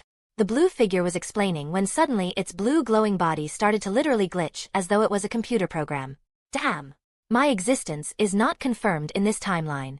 This world's fate is too chaotic. What the hell is going on in this world? A black dragon in the Battle of New York. A new mutant called Albion who has wings as well as a unique red lightning. Someone has clearly interfered in this world, although I don't know who. The figure continued to mutter incomprehensible things. However, to my horror, I realized that I could not remember what he had said just now. But learning more about this mysterious figure was not my goal. "If I lost one of the 10 rings because of my own incompetence, then why you are here?" I asked furiously. "Because I am interested in this Albion. Since I require data on him, I offer you a chance to gain power greater than even the 10 rings." As the figure said these words, a ring similar to the 10 rings appeared in its hand. However, this ring had a red blazing fire coating it. "So, do you accept my offer?" I accept. I accepted his proposal because I knew about my weakness. As such, I was ready to receive power even from this unknown figure. "Very good." With a wave of its hand, the ring slipped into my left hand, completing the 10 rings once again. "Now, go and show Albion the power of hell." As the figure said these words, the entire 10 rings started glowing with a red blazing fire, and I felt the power of fire settle within me. Chapter 116. Chapter 114. What kind of idiotic artifact is this? Master Wong said furiously, cursing the 10 rings.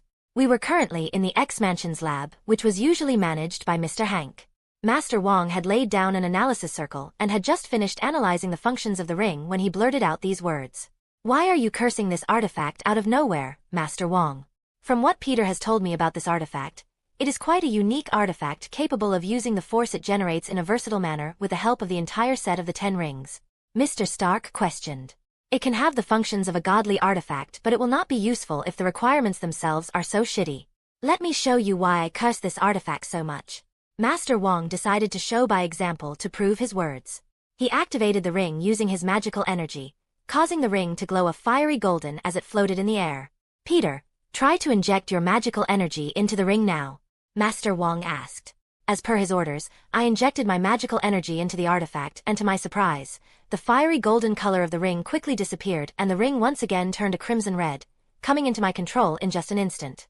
It was easy for me to take the control of the ring from Su Wenwu, given that he was just an ordinary human without the ring. But this time, my opponent was Master Wong, a master of mystic arts with quite strong magical energy, and I had taken the control of the ring from him in just an instant. Now, you understand why I call this artifact shitty. This artifact will only follow the one with the strongest magical energy.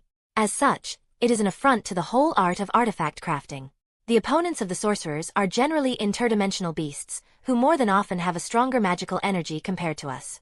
That is why the artifacts we create only follow one user at a time, and the transfer of an artifact is quite a complex process.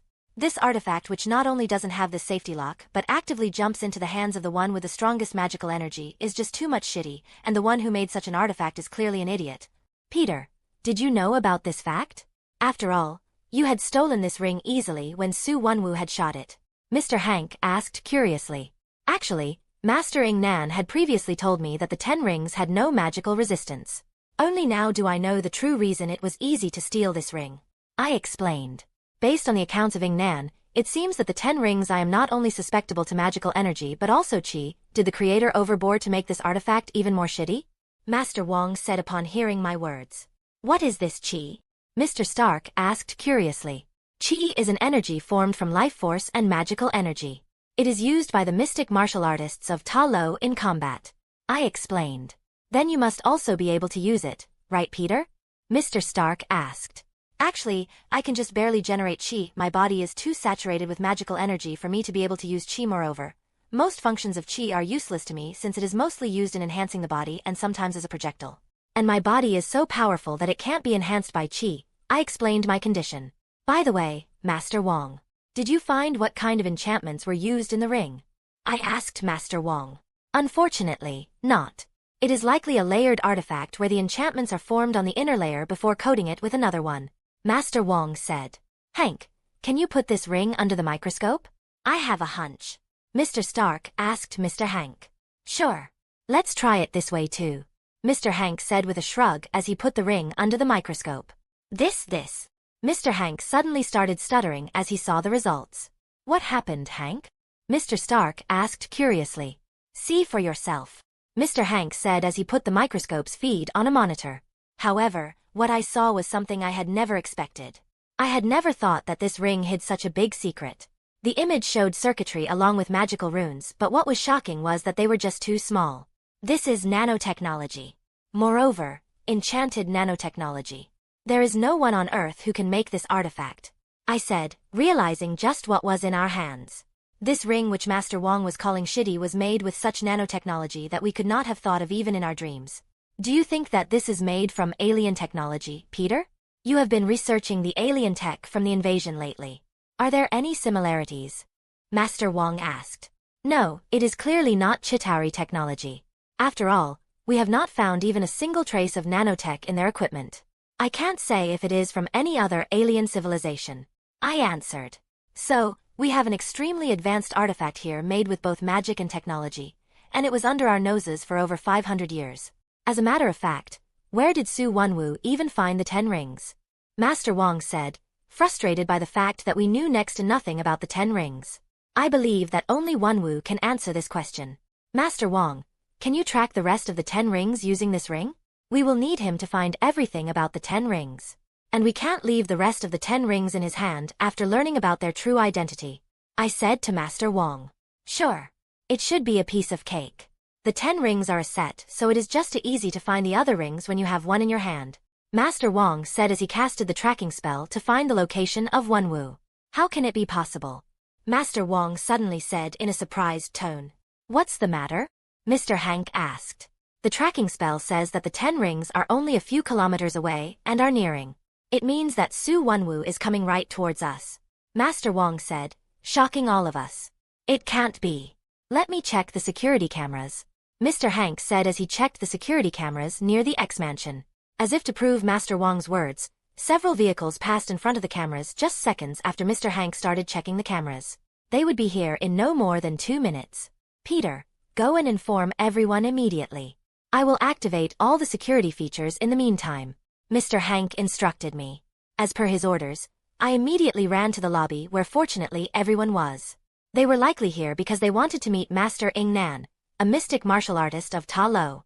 Everyone! I shouted in a loud voice. What's the matter, Peter? Why are you shouting? Professor Xavier asked. Su Wenwu is coming here with an entire force. We only have 2 minutes before he arrives. I informed everyone. Has he gone mad? There is no way he and his men can take on us mutants, especially on our base. Professor Xavier said, not understanding why Su Wenwu would attack so mindlessly. Since he has come, the only thing we can do is to face him, Captain said as he picked up his shield. Indeed. That is something I agree with you, Captain. I had just taken my suit on a whim. Didn't realize that I would get a chance to settle an old revenge?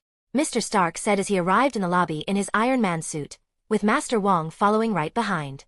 I too activated my transformation bracelet and equipped my suit, ready to face Su Wenwu once again.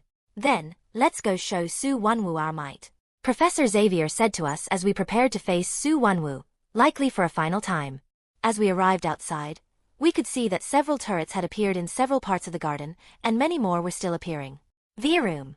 As if on cue, the several vehicles containing Su Wenwu and his force arrived soon after we came outside. However, a part of the garden suddenly opened right after Wenwu arrived, and from it emerged the mighty sentinel. Looks like its repair had been finally finished. Boom! As if undeterred by our might, Su Wenwu shot a ring at the main gate, destroying it. Hello, Albion. Thought you would not see me this soon? Su Wenwu addressed me, clearly holding a grudge. As Su Wenwu said these words, my eyes involuntarily fell on his rings, but what I saw literally shocked me. Fuck. Why the hell were there still 10 rings on his hands? Where did he get the 11th one? Chapter 117. Chapter 115. Long time no see, Wenwu. I had not thought that I would see your wretched face today when I had come to visit my dear niece, Master Nan said, cursing Su Wenwu. It could be clearly seen from her expression that Master Nan had quite deep hate against Su Wenwu, and even now she was barely holding herself back from attacking him. Ah. You are Nan, Li's sister, right? I remember that you had come along with Li when she was leaving Ta Lo so that she could live with me. Even then, you are trying to convince my beloved to not leave Ta Lo. But unfortunately, our love won in the end. Su Wenwu said as remembering the pleasant past times fondly. Don't you dare talk about Li when it was because of your sins that she died. You have no right to talk about her. Master Nan replied furiously. Humph. You have no idea how much strong our love was for each other. How much we had sacrificed to be with each other. She had sacrificed her everything, and I had willingly given up my past as well just because she had asked me. Su Wenwu said to Master Nan as if he couldn't hear any insult against his love for Li. Mutants. I have no ill will against you. I have only come for my daughter Xialing, one of the few things I have left of my dear wife, Li. Give her to me and I will return. Su Wenwu said to all of us, giving us his proposal. Do you think that Xialing is an object that we can give to you? Ask her yourself if she wants to return with you. Master Nan replied. I don't want to go with you, father. Xialing said without any hesitation in front of Su Wenwu's intense gaze. Why don't you understand, Xialing? We can be a family once more. Looks, Shang-Chi is also here. Su Wenwu said, pointing behind him where we could see a young man who looked quite similar to Wenwu. Our focus had entirely been on Su Wenwu, so it was only now that our eyes fell on Shang-Chi who had come along with him. Xialing, please come back. Father can keep you safe. Shang-Chi pleaded to Xialing. Is it you speaking, or father? You don't have the right to say that we can be a family once more when it was you who left me behind in the 10 rings. Xialing admonished Shang-Chi, causing him to lower his eyes in guilt. But at least, you got out of that hellhole. Don't you remember what kind of monster father was trying to make out of you? He is not what he used to be. You know yourself how much he has changed. Xialing said to Shang-Chi, trying to convince him that Wenwu was not what he used to be. Xialing Ayo? Shang-Chi was about to say something, but he was clearly hesitating. Enough of this melodrama. I will ask for the last time. Let me take Xialing or face my wrath. Su Wenwu gave a final warning. As if to show his might, the men behind him readied their guns and pointed at us. Some of them even had Chitauri guns in their hands, showing how far Wenwu's connections reached. Do you think that you can win against us with just this much firepower, Su Wenwu? Then, I can only say that you are delusional. Professor Xavier said to Wenwu as all of us took a combat stance, ready to fight this small army. Indeed. I know that this little force of mine can't win against your mutant powers. But are you ready to risk the lives of your students for a single girl, Professor? What if during the battle, I accidentally kill one of your dear students? Would you be able to take responsibility then? Su Wenwu said, threatening to kill us students so as to put pressure on Professor. Wenwu, just how vile you are? How did my sweet sister fell in love with someone as vile as you? Threatening to kill mere students to achieve your goal. Just how much will you fall? Do you even have any conscience left? Master Ing Nan said furiously upon hearing Wenwu's words. My children are the only thing I have left of Ing Li. I will not let you take them from me, Ing Nan. Su Wenwu said resolutely. He was clearly not up for negotiation. The situation was clearly too tense. A better could start any moment. The only thing remaining was just a spark. Su Wenwu, since you are not going to live without Xiaoling, what do you think about a deal? Master Ing Nan suddenly proposed. A deal? Su Wenwu said, clearly looking interested. How about a duel between you and me? If you can defeat me in single combat, I will let you leave with Xiaoling. Everyone has been involved in this matter only because of me. Master Ing Nan explained the deal, shocking all of us. Ha ha. Very well. This duel would surely be interesting. Su Wenwu said, accepting Master's deal. Master, what are you talking about? Why this sudden deal? I asked Master Ing Nan, surprised by her sudden proposal. This whole situation arose because of me, Peter. If anyone was hurt because of me, I will not be able to forgive myself. I have not been able to help my sister's children for so many years. Let me fulfill my duty today. Master Ing Nan explained why she had made this deal. All right. But be careful. Su Wenwu has found an extra ring from who knows where. I warned Master about the 11th ring. Don't worry. I can handle myself. Wenwu won't stand a chance against me. Master said confidently as she stepped forward to fight Wenwu. As she took a combat stance, a golden aura covered her body because of her chi. Your chi won't be enough to stop me. Wenwu said as he shot 2 rings directly at her. Master Ing Nan easily blocked the rings with the help of her chi, but in the meantime, Wenwu had closed the distance between them. He punched towards her with both of his hands, each one enhanced by the rings on them. However, Master crossed her arms and covered them with her chi in order to block the punches. As soon as Wenwu's punches hit her arms, the chi covering them suddenly exploded, creating a shockwave which pushed Wenwu backwards. How did you gain an extra ring? You have even managed to block the 10 rings weakness. I can't steal the rings from your control. Master Ing Nan asked Wenwu as he was pushed backwards by the shockwave. Defeat me and then you can ask anything. Wenwu said as the 10 rings on his hands suddenly dropped from them. They were then enshrouded in a force field, creating 2 whips filled with a great amount of force. Wenwu once again rushed towards Master, this time using the 2 whips. Master covered her hands with chi so as to handle the crushing force the whips were putting on her with each hit. Both of them attacked each other ruthlessly, Master's hands meeting with Wenwu's whips of force, no one giving the other a single opening. The exchange of hands and whips continued for about a minute before Master Ing Nan's chi faltered for a moment. Taking advantage of the opening, Wenwu attacked with the whips at full force, forcing Master backwards this time. If you only have this much strength, then you can forget about winning today, Ing Nan. Wenwu said arrogantly. Oh really?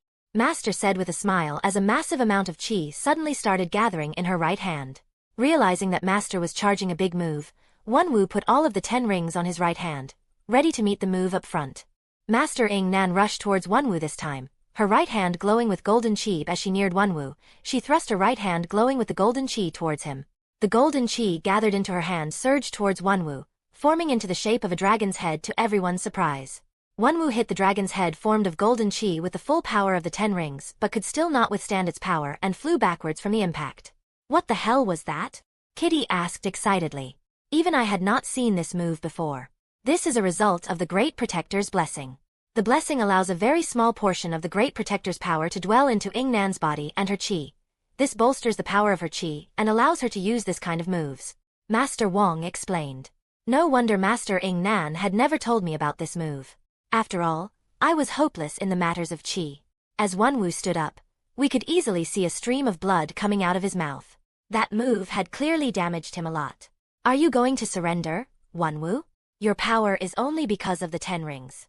There is no way you can be against me, Master Ing Nan said, asking for Wenwu to surrender. Ha ha ha ha. To everyone's surprise, Wenwu started to laugh instead of answering. I was going to use it when fighting with Albion. But you would suffice, Ing Nan. As he said these words, a ring on his right hand started glowing a crimson red, and soon all the 10 rings were glowing the same color. Before any one of us could react, the 10 rings started burning with crimson flames and Su Wenwu's skin started turning red for some reason. Let's see if you can defeat me now, Ing Nan. Wenwu said, his eyes burning with crimson flames. Chapter 96. Chapter 95. As the jet slowly landed on the helicarrier's deck, I could already see everyone except Ancient One rushing at us despite the low amount of air in the atmosphere. Did you get it? Director Fury asked as soon as he reached the jet. Yes, here it is, I said as I put the box containing the Tesseract in his hands. To think that we would get the Tesseract so easily while even evading an attack on the Helicarrier narrowly. I am truly grateful to Ancient One for this help, Director Fury said as he looked at the Tesseract, his eyes filled with complex emotions. What are your plans regarding the Tesseract now, Fury? Thor asked now that the Tesseract was in our hands. We will discuss what to do with the Tesseract once we have finished the matter with Loki. He is still under mind control after all, Director Fury said, reminding us that Loki was still mind control. Soldiers, take out these intruders and lock them up. I will see what can be done with them once this whole matter is finished. Director Fury ordered the soldiers. Speaking of the intruders, I found your agent Barton who had been mind-controlled. I told Director Fury. That's great news. Bring Barton to the lab once he has regained consciousness, Director Fury ordered. That Barton was one crazy guy though. He actually launched a freaking bomb arrow at us inside a freaking jet without thinking what would happen to it, Mr. Logan said as he was reminded of Agent Barton. Then, how come I see no damage anywhere inside the jet? Mr. Stark questioned. You have to thank Albion for that. He blocked the entire explosion by enclosing the bomb inside his fist, and he received not a single burn while doing so. Ms. Ororo answered with a smile, clearly proud of her student. How did you do it? Mr. Stark asked, shocked by this feat of mine. It is because of my enchanted suit, I said while making the runes engraved on my glove glow in order to show the enchantments. Magic sure is convenient, Mr. Stark said upon the seeing the enchantments. That it is, I said with a smirk. Ancient One, I must thank you for your help. The plan went off without any problem because of your portal. Although I am still skeptical about the sorcerers and the whole existence of magic, with this act of yours, I am sure that your motives are similar to us. As such, I promise you that you will be treated as a friend by us, Director Fury said in a solemn voice, thanking Ancient One as we re-entered the lab. So, do you believe me now when I say that the staff is dangerous enough that I can't trust S.H.I.E.L.D. with it? Ancient One asked calmly. Although I am still a little skeptical, I will take your word for it until I see any other proof, Director Fury said, ready to believe Ancient One for now. I don't want to impose, but I need your help in this whole mind control matter, especially since Loki himself is believed to be under mind control. Director Fury asked Ancient One for help. Indeed, this act is very frightening. It should be damn impossible for someone to mind control my brother Loki, an Asgardian and one of the strongest mages in Asgard, Thor said, implying how hard it was to control Loki's mind. We will check the matter with Loki later, but first I need my agent free from his grasp, Director Fury said, favoring his agent first. Director, we have brought Agent Barton. However, he has not said a single word since he has regained consciousness. As if on cue, several soldiers appeared along with Agent Barton in handcuffs. Now that I had a proper look at Agent Barton, I noticed that his eyes were a very unique shade of blue which was clearly different from the picture I had seen of him. Hello, Fury. Agent Barton greeted Director Fury in an emotionless tone. Agent Barton, have you forgotten what you have done for S.H.I.E.L.D. till now? How many times you have put your life on line to save the innocent? How much you have sacrificed? Director Fury asked Agent Barton furiously. I have forgotten nothing, Fury. But my allegiances have changed now, Agent Barton answered in a cold tone. Does even your family mean nothing to you now? Director Fury asked in a sorrowful tone, realizing what state Agent Barton was in. Yes, they don't. Agent Barton replied once again in that emotionless tone. It is useless to try to get through to him as long as he is in this state, Director, Ancient One said as she looked at Agent Barton's condition. Professor Xavier, check out his mindscape with the girls. Since he is only a normal human, it should be easy to enter his mindscape. I need to have the complete data before I can try to cure him, Ancient One instructed Professor Xavier. As per her instructions, Professor Xavier and the girls entered Agent Barton's mind to find out his mental state after making him unconscious. After around 5 minutes, Professor Xavier and the girls opened their eyes, having finished their analysis. How is it? Agent Natasha asked anxiously. It is similar to Loki's mental estate, although not as worse as his. Agent Barton's mind has only been caged, thus enslaving him. But Loki's mind has been controlled much more insidiously. Several directives have been installed inside Loki's mind, making it look like he is doing any actions on his own will when he is actually just obeying the commands. Professor Xavier explained what he understood about this whole mind control situation. It seems that it would not be that hard to heal Agent Barton, Ancient One said upon hearing the whole analysis. Professor, send me what you have found inside Agent Barton's mind through telepathy, Ancient One asked. Are you sure? Professor Xavier said, hesitating to enter Ancient One's mind, even though he had permission. Don't worry. I have a lot of mental safeguards against telepathy in case you actually do anything insidious, Ancient One assured Professor with a smile. If you say so. Upon hearing her words, Professor Xavier closed his eyes and connected Ancient One through his telepathy. Indeed, it should not be too hard, Ancient One said as she finished digesting the whole information. Give me a little space. I am going to try healing Agent Barton, Ancient One declared, causing us to distance ourselves from her and Agent Barton. Hope it works. Saying these words, Ancient One summoned the mysterious staff which had mind-controlled everyone including Agent Barton. She touched Agent Barton's forehead with the tip of the staff, and the staff started giving a soft blue glow. Suddenly, the blue crystal on the star started giving a golden glow instead. As it did so, several golden threads started releasing from Agent Barton's head and entered the staff's crystal. After around a minute, the whole phenomenon ceased and the staff returned to its original state. Ancient One then put it back where she had taken it out from. Agent Barton slowly opened his eyes, which now looked normal, and then started looking around. Suddenly, he bowed his head as low as he could in his position towards Director Fury. I apologize for everything I did. I am ready to receive any punishment you may give, Director, Agent Barton said in a respectful as well as guilty tone. It was not your fault, Agent Barton. As such, you don't need to worry, Director Fury said, reassuring Agent Barton. You need to be wary of Loki even if you have obtained the Tesseract. Everything has already been completed for portal creation. The only reason we had not created the portal was because only Loki knew the actual coordinates. Agent Barton informed us about the progress of Loki's plan. You don't need to worry, Agent Barton. Soon, Loki will leave behind his plan and peacefully return to Asgard. Ancient One reassured Agent Barton in a cryptic tone which we understood the meaning of. Chapter 119.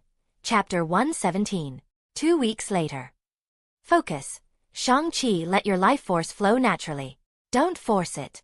That is how you create chi, Master Ing Nan advised Shang-Chi as she sparred with him. It had been 2 weeks since Su Wenwu had attacked the X-Mansion and lost. After the battle, Master Ing Nan had taken Shang-Chi and Xiaoling to Ta Lo so that they could spend some time with her. After some encouragement from Master Ing Nan, they had also started learning Ta Lo martial arts. Shang-Chi in particular was exceptionally talented in martial arts as he was already going to form chi energy after training for just 2 weeks. You can do it, Shang-Chi. Shang-Chi's friend Katie encouraged him from the sidelines.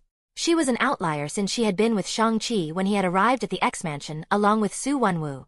As such, she had also accompanied him to Ta Lo. Don't shout. You will ruin his focus.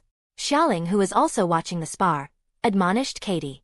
Xiaoling had been quite happy to visit her mother's home, but it looks like she had a difficulty adjusting to the quaint village life due to the time she had spent in the underworld. Sorry. Katie apologized in a hushed voice. Katie, on the other hand, had no problems making friends in the village since she was quite an upbeat girl. It was easy for her to become friends with even Xiaoling, who usually gave an unapproachable aura. However, her relationship with Shang-Chi was quite ambiguous. She said that she was Shang-Chi's best friend and had been at his side for years, but oftentimes, their relationship seemed more than that. Well, it was their relationship and they should be the ones to deal with it. I had no right to interfere in this matter when my own relationship with Emma was also ambiguous. Hey, Peter. Has there been any progress in father's condition? Xiaoling asked about Su Wenwu. After the fight, Su Wenwu's body was in a precarious condition since it had been completely ravaged by hell energy. Despite being treated using the most advanced medical technology and a checkup from Ancient One herself, it was concluded that he would not live for more than 2 years. And these 2 years were only because of the prototype healing factor serum I had administered to him, which stabilized his condition. Oscorp had almost perfected the formula by now, so it was not that hard for me to get a sample, especially with S.H.I.E.L.D.'s help. His situation is currently stable, but he has still not woken up, unfortunately. I answered. There were a lot of people who were waiting for Wenwu to wake up since we needed to learn who had given him the 11th ring. After all, there was simply no way that Wenwu could have found a ring which worked similar to the 10 rings and also contained hell energy. This ring could be a sign of a huge conspiracy in the shadows. Feel the life force within you. Shang-Chi, let it flow through you naturally. As Shang-Chi heard Master's words, he closed his eyes and moved his body as if in a trance. Then, as he punched the air, A hint of golden energy appeared around his fist, and consequently a small shockwave generated from the punch. Shang-Chi had finally obtained Chi energy. Clap. Clap. You did it, Shang-Chi. Katie congratulated Shang-Chi as she clapped for him. Well done, Shang-Chi. You are as talented as your mother, if not more so. Master Ingnan said, praising Shang-Chi. Shang-Chi, on the other hand, was looking at his fist generating the golden Chi energy with a complex expression. Come on, Shang-Chi. This achievement deserves a little celebration, Master Ingnan said, trying to cheer him upon seeing his expression. You all go. I have something to talk with Peter, Shang-Chi replied as he turned towards me. All right. But come quickly, Master Ingnan said, realizing that it was probably something important for Shang-Chi. So, how is life in Kamar Taj treating you? I asked Shang-Chi. We had become rather quick friends during the few times I visited Ta Lo in the last 2 weeks. As a fellow mentee of Master Ingnan, he often discussed martial arts with me. For some reason, he had a great desire to obtain Chi energy, which he finally had done today. It has been quite good. After several years of running away from my father, I honestly feel at peace now. Seriously, if it was not for Katie, I don't know what would have happened to me. Shang-Chi answered. I wanted to ask you something, Peter. How can I become as powerful as you? You had managed to defeat father in that state when even Aunt Ingnan had difficulty facing him. Shang-Chi asked me how could he become stronger. You must be feeling insecure, right? I asked, having an inkling of how he was feeling right now. Yes, that's true, Shang-Chi admitted. After the Battle of New York and seeing father in that form, I am afraid that I would not be strong enough to face anyone with similar level of power if they ever threaten anyone close to me. Honestly, this is something a lot of people feel ever since the Battle of New York. It was something I had always felt whenever I walked on the streets of New York these days. However, you don't need to worry. As you progress in martial arts, your ability would increase and eventually you will become as powerful as your aunt. Which, considering your talent, should be in just a few years. Moreover, you can use artifacts once you become proficient in martial arts, even though the artifacts which can run on Chi are quite rare. Besides, it is not like you will be useless just because you have low combat ability. Many mutants in the Battle of New York didn't have a mutant power which enhanced combat ability, but they still had been quite helpful in the battle. Thank you for your advice, Peter. I feel much better now, Shang-Chi said after hearing my words. Shang-Chi, is your discussion over? We are going to the lake, Katie shouted towards us. Coming, Shang-Chi replied as he rushed towards her. I was also about to follow when Master Ingnan approached me. So, what was this whole discussion about? She asked. Shang-Chi was just feeling a little insecure after seeing your fight with Wenwu. I explained the whole matter. At least he is coming out of his shell. He has never asked me something like this, Master Ingnan said after hearing everything. How are both of them doing? I asked Master. Honestly, both of them are broken in one way or another. Xiaoling much more than Shang-Chi. Her time running that illegal fight club has clearly a toll on her. No matter how much she hates her father, she is just too much like him. Master explained their conditions with a sigh. Splash. Roar. I was about to say something when we had a commotion from the lakeside. Both of us rushed over to the lake at our top speed to see what was the matter. Upon arriving, we could see Shang-Chi with his hand on the Great Protector's snout, receiving its blessing. Once the blessing ritual was completed, the Great Protector raised his head and nodded at me, as if recognizing as a fellow dragon. Then, it disappeared in the lake's waters. See, I told you that you didn't need to feel insecure. You were just worrying too much, I said, patting Shang-Chi's shoulder. Yeah, you were right, Peter, Shang-Chi said with a smile, glad to have received the Great Protector's blessing. I was about to continue when a message suddenly came from Ancient One to me via a communication spell. Su Wenwu has waken up. Chapter 120. Chapter 118. Are you ready? I asked Xiaoling, who clearly looked quite nervous. We were currently in the secret infirmary at a shield base to visit Su Wenwu, who had been admitted here due to his identity. Moreover, the cause of his injuries was supernatural in nature, and even Ancient One had visited a few times to check up on him. As such, it made sense for him to be admitted in a secret infirmary. I am fine, Peter.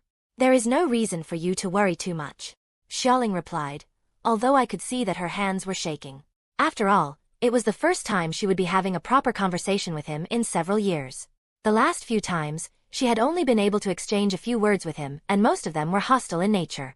However, Wenwu had proved from his attack on the X-Mansion that he indeed loved his children, albeit in his own unique way. I believe we should now enter. Master Ing Nan said to the siblings as she entered Wenwu's room with the rest of us following after her. As we entered, I could see Wenwu lying on the infirmary bed. He didn't look much ever from before, but I knew from his report that his insides had been literally burnt out. The use of Hell's energy, and especially in such huge amounts that it had transformed his body entirely, had clearly quite a toll on his body, even if the transformation was only for a few minutes. All of you are here. Ah! As Wenwu saw us enter, he tried to sit up but couldn't because of his injuries. Just lay down quietly, Wenwu. This is no time or place for you to show your needless pride. Master Ing Nan admonished Su Wenwu. Ha ha ha ha.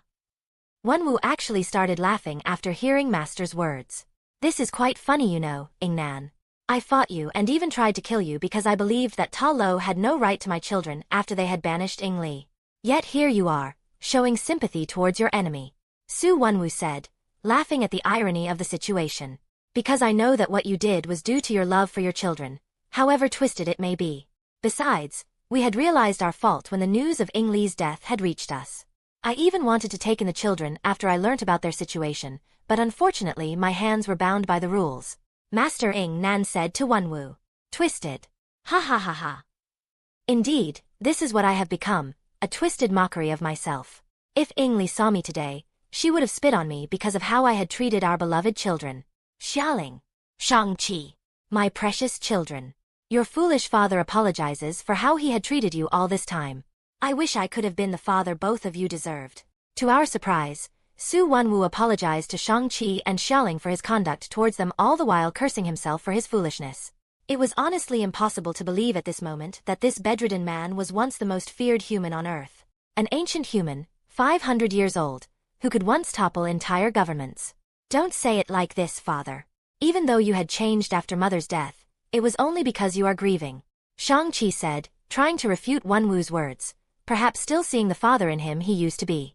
One doesn't grieve for years. Shang-Chi, I had realized how much I had changed the moment Xialing attempted to escape just a year after your own escape.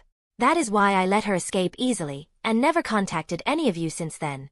Deep inside, I knew that I was not capable of becoming your father anymore. Su Wenwu said to his children, revealing all of his thoughts to them. Both Shang-Chi and Xialing were silent, their eyes moist as they looked at their father, now just a shadow of his former self. Albion, I would also like to apologize to you. Even though you had stolen one of my 10 rings, I should not have tried to attack you so cowardly. In that form, the thought of attacking you suddenly appeared in my mind out of nowhere as I started losing against Ing Nan. Su Wenwu said, apologizing for attacking me so suddenly during the duel. It's all in the past. But I need to know, where did you get that 11th ring? It's extremely important. I asked Wenwu. It was a blue humanoid figure formed completely of energy, as if it was just a hologram. It introduced itself as the creator of the 10 rings. For some reason, it was extremely fascinated with you and wanted to gain as much information as possible regarding you. That's the very reason he had given me that ring. Su Wenwu explained everything he knew about that mysterious figure. Do you know anything about that figure which could point to its identity? I asked. I think I had heard something, but I just can't remember what it was. Su Wenwu said, revealing his helplessness in this matter. It seems that your mind has been tampered, Mr. Wenwu. In the end, we know nothing about this mysterious figure, which could easily inject hell energy into you through that ring. I said with a sigh, realizing that it was a dead end no matter what we tried. Hell energy? Su Wenwu asked, confused about the term. Yes, hell energy. The transformation your body went through was because of this hell energy. The reason you are on this bed is also because of the hell energy. Using the power of hell and at such message amount had quite a large toll on your body. I explained. How much time do I have left? Don't lie. I know my body all too well. Su Wenwu asked seriously. At most 2 years. And it was only because of the 10 rings. If it was not for them, you would likely have died on spot. I explained. The 10 rings were still on Wenwu's arms. They had been the reason his condition had been stabilized till now. So be it then. It seems that I would be joining Ing Li soon. Su Wenwu said, accepting his fate. I had hoped to give Shang-Chi the 10 rings. But it means impossible now. Su Wenwu said, remembering what they had transformed him into. Indeed. The 10 rings have quite a mysterious origin. As such, it would better for them to be locked. But you don't need to worry. Shang-Chi will get an artifact from Kamar Taj Vangsh. He is proficient in Ta Lo martial arts. I said, assuring Su Wenwu. Knock. Knock. A knock on the door interrupted our conversation as Director Nick Fury entered the room. Hello, Su Wenwu, the famed leader of the Ten Rings. You know, I have been trying to find even a single trace of you for years but was always unsuccessful. Still, this is not how I had imagined our first meeting would be. Director Fury said as he greeted Su Wenwu. What do you want, Director? Wenwu asked directly. Given your crimes against America, you deserve death sentence, Wenwu. However, with your condition, I believe I can let you live the few years you have left for a natural death. Director Fury said, allowing Su Wenwu to live his last few years in peace. Thank you, Director. Shang-Chi thanked Director Fury for this grace. My business is actually with your daughter. I want her to lead the Ten Rings now that you can't run it. Director Fury said, directly revealing his motive. You can't be serious. Su Wenwu said, flabbergasted by his words. I am. With everything that is going on nowadays, I need the underworld to be under our surveillance. To do this, we need control over a powerful underworld organization for which the Ten Rings would suffice. I choose Xialing for this over your son because she already has experience in leading an illegal organization. The experience she has gained on the streets would be more than enough to lead the Ten Rings properly. Su Wenwu fell into deep thought after hearing Director's words. After a few minutes, he spoke to Xialing. What do you want, Xialing? I will accept whatever is your decision. Su Wenwu said, respecting Xialing's own decision. I will do it, father. It has been a dream of mine ever since I escaped the Ten Rings. I would take over the position of the leader of the Ten Rings. Xialing said resolutely, accepting Director Fury's proposal. Very well then. I hope that you can run it properly. Su Wenwu accepted Xialing's decision and even give her his well wishes. What about you, Shang-Chi? What are you going to do from now on? Su Wenwu asked. I will join Ta Lo and learn its martial arts. After seeing you transfer into that monster in front of my eyes, I believe that I am not strong enough in this ever-changing world. Shang-Chi answered. But you will not be able to come out of Ta Lo ever again. Su Wenwu objected. Don't worry about it. I have talked about this matter with the elders. After what happened with Ingli, we are willing to loosen the restrictions a little. Shang-Chi will be able to come out and visit often. Master Ing Nan answered, erasing Su Wenwu's doubts. If you say so. I hope that you all have a happy life unlike your father. Su Wenwu said, giving his blessings to both Xialing and Shang-Chi. Enjoy the time with your father now. Forget about your other worries. I said as I left the room with Director Fury. Peter. Director Fury addressed me as we left the room. This world is changing far too rapidly. From ancient overlords, mages, aliens to even gods are now arriving on Earth. I hope that we all are strong enough to resist everything that comes towards us. Director Fury said, realizing that the future was likely going to be tough. I hope so, Director Fury. I really hope so. Chapter 121. Chapter 119. Cheers. Click.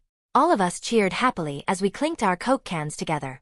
Finally, the final exams are over. Kurt said, clearly the happiest among all of us. All of us students wanted to go on a trip since the final exams were finished, but unfortunately that was just not in our fate.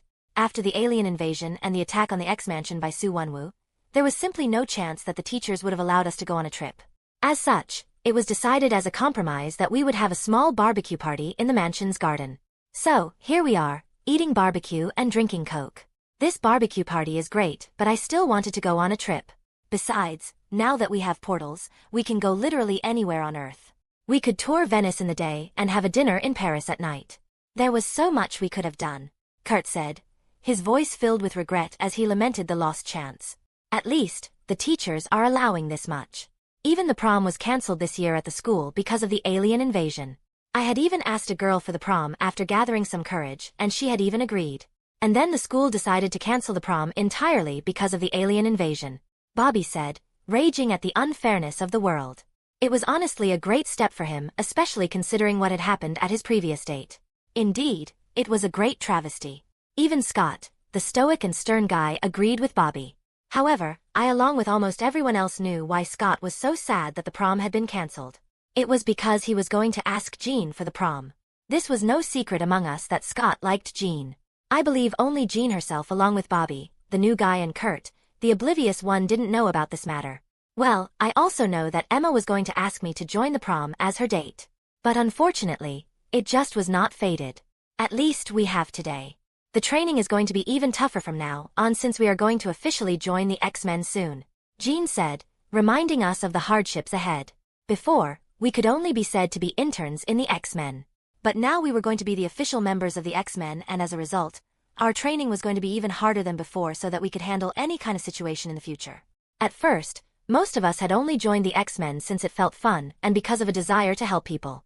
But after the Battle of New York, everyone felt what having powers meant and what kind of responsibilities they brought with them. As such, everyone was determined in their decision to be a part of the X-Men.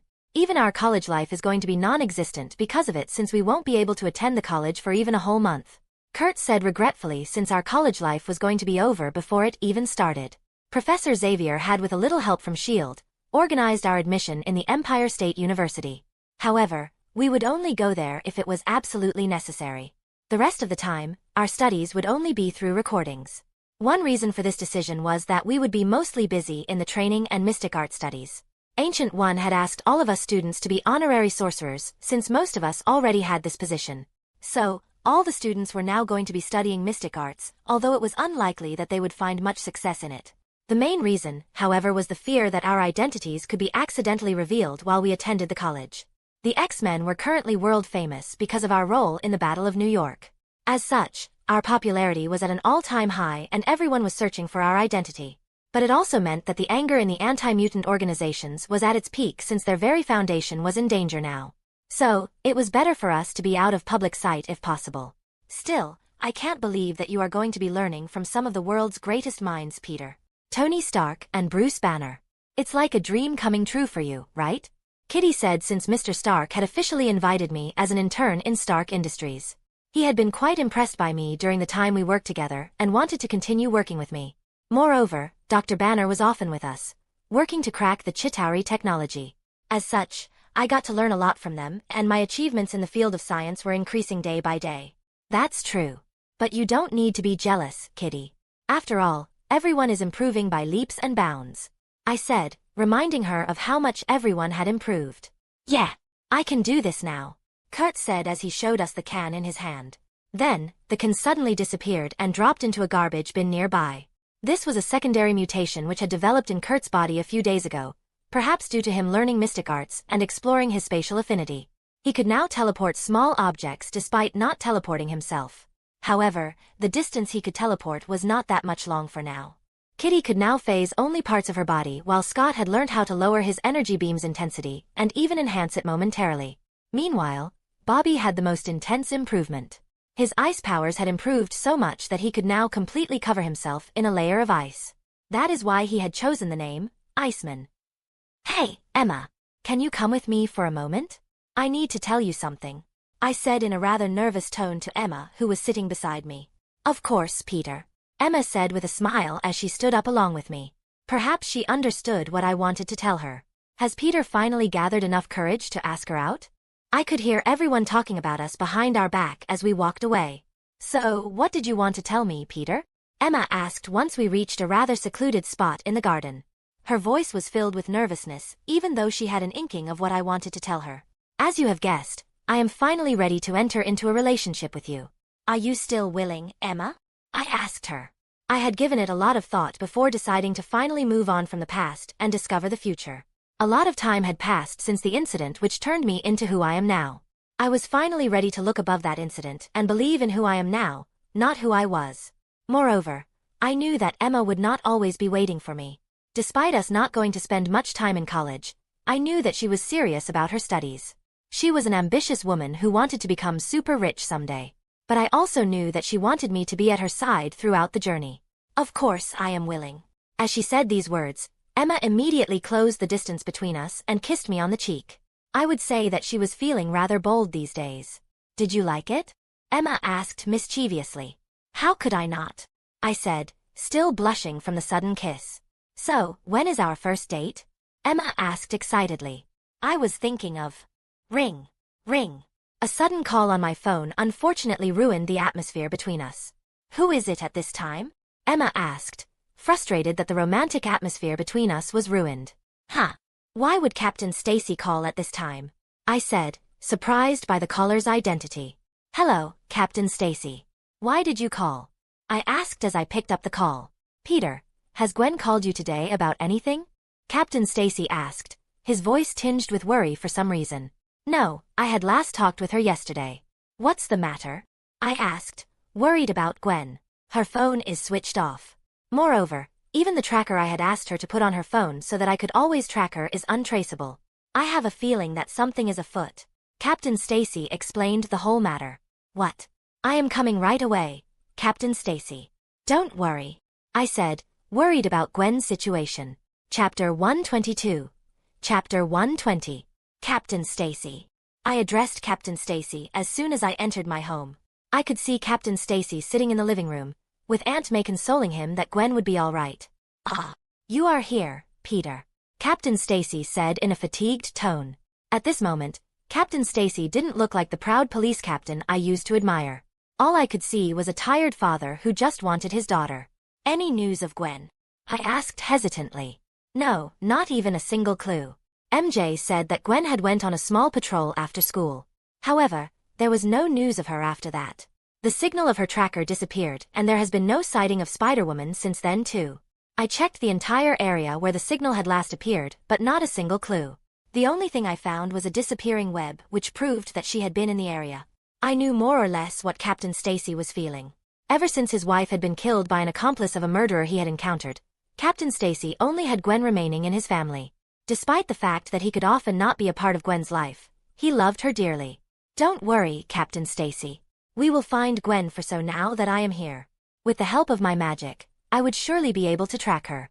Besides, she is Spider-Woman. No one can hurt her easily. Come, we need to hurry, I said to Captain Stacy, telling him to not lose hope so easily. You are right, Peter. I can't just sit around, wallowing in grief when Gwen is somewhere out there. Let me show you where I found the web, Captain Stacy said as he stood up, my words lighting a spark of hope inside him. Is this the place? I asked Captain Stacy as we stepped out of an alley after arriving through a portal. Yes, this is the place. That is where I had found the web. Captain Stacy pointed to the corner of a building where the slightest traces of the web could still be seen. But there are no signs of battle here. Gwen would not have been kidnapped without a fight, and her spider sense would have made a sneak attack impossible, I said, since the scene before my eyes could not have looked any more common. I asked every pedestrian nearby, but unfortunately no one had seen the actual moment where she disappeared. There was one person, however, who told me that he saw Spider-Woman swinging by, but she disappeared after entering this block. Unfortunately, he had not given it much thought, thinking that she was crawling on the walls. Captain Stacy told me everything he had managed to find. Thank you, Captain Stacy. This information will be helpful in finding the exact area of Gwen's disappearance.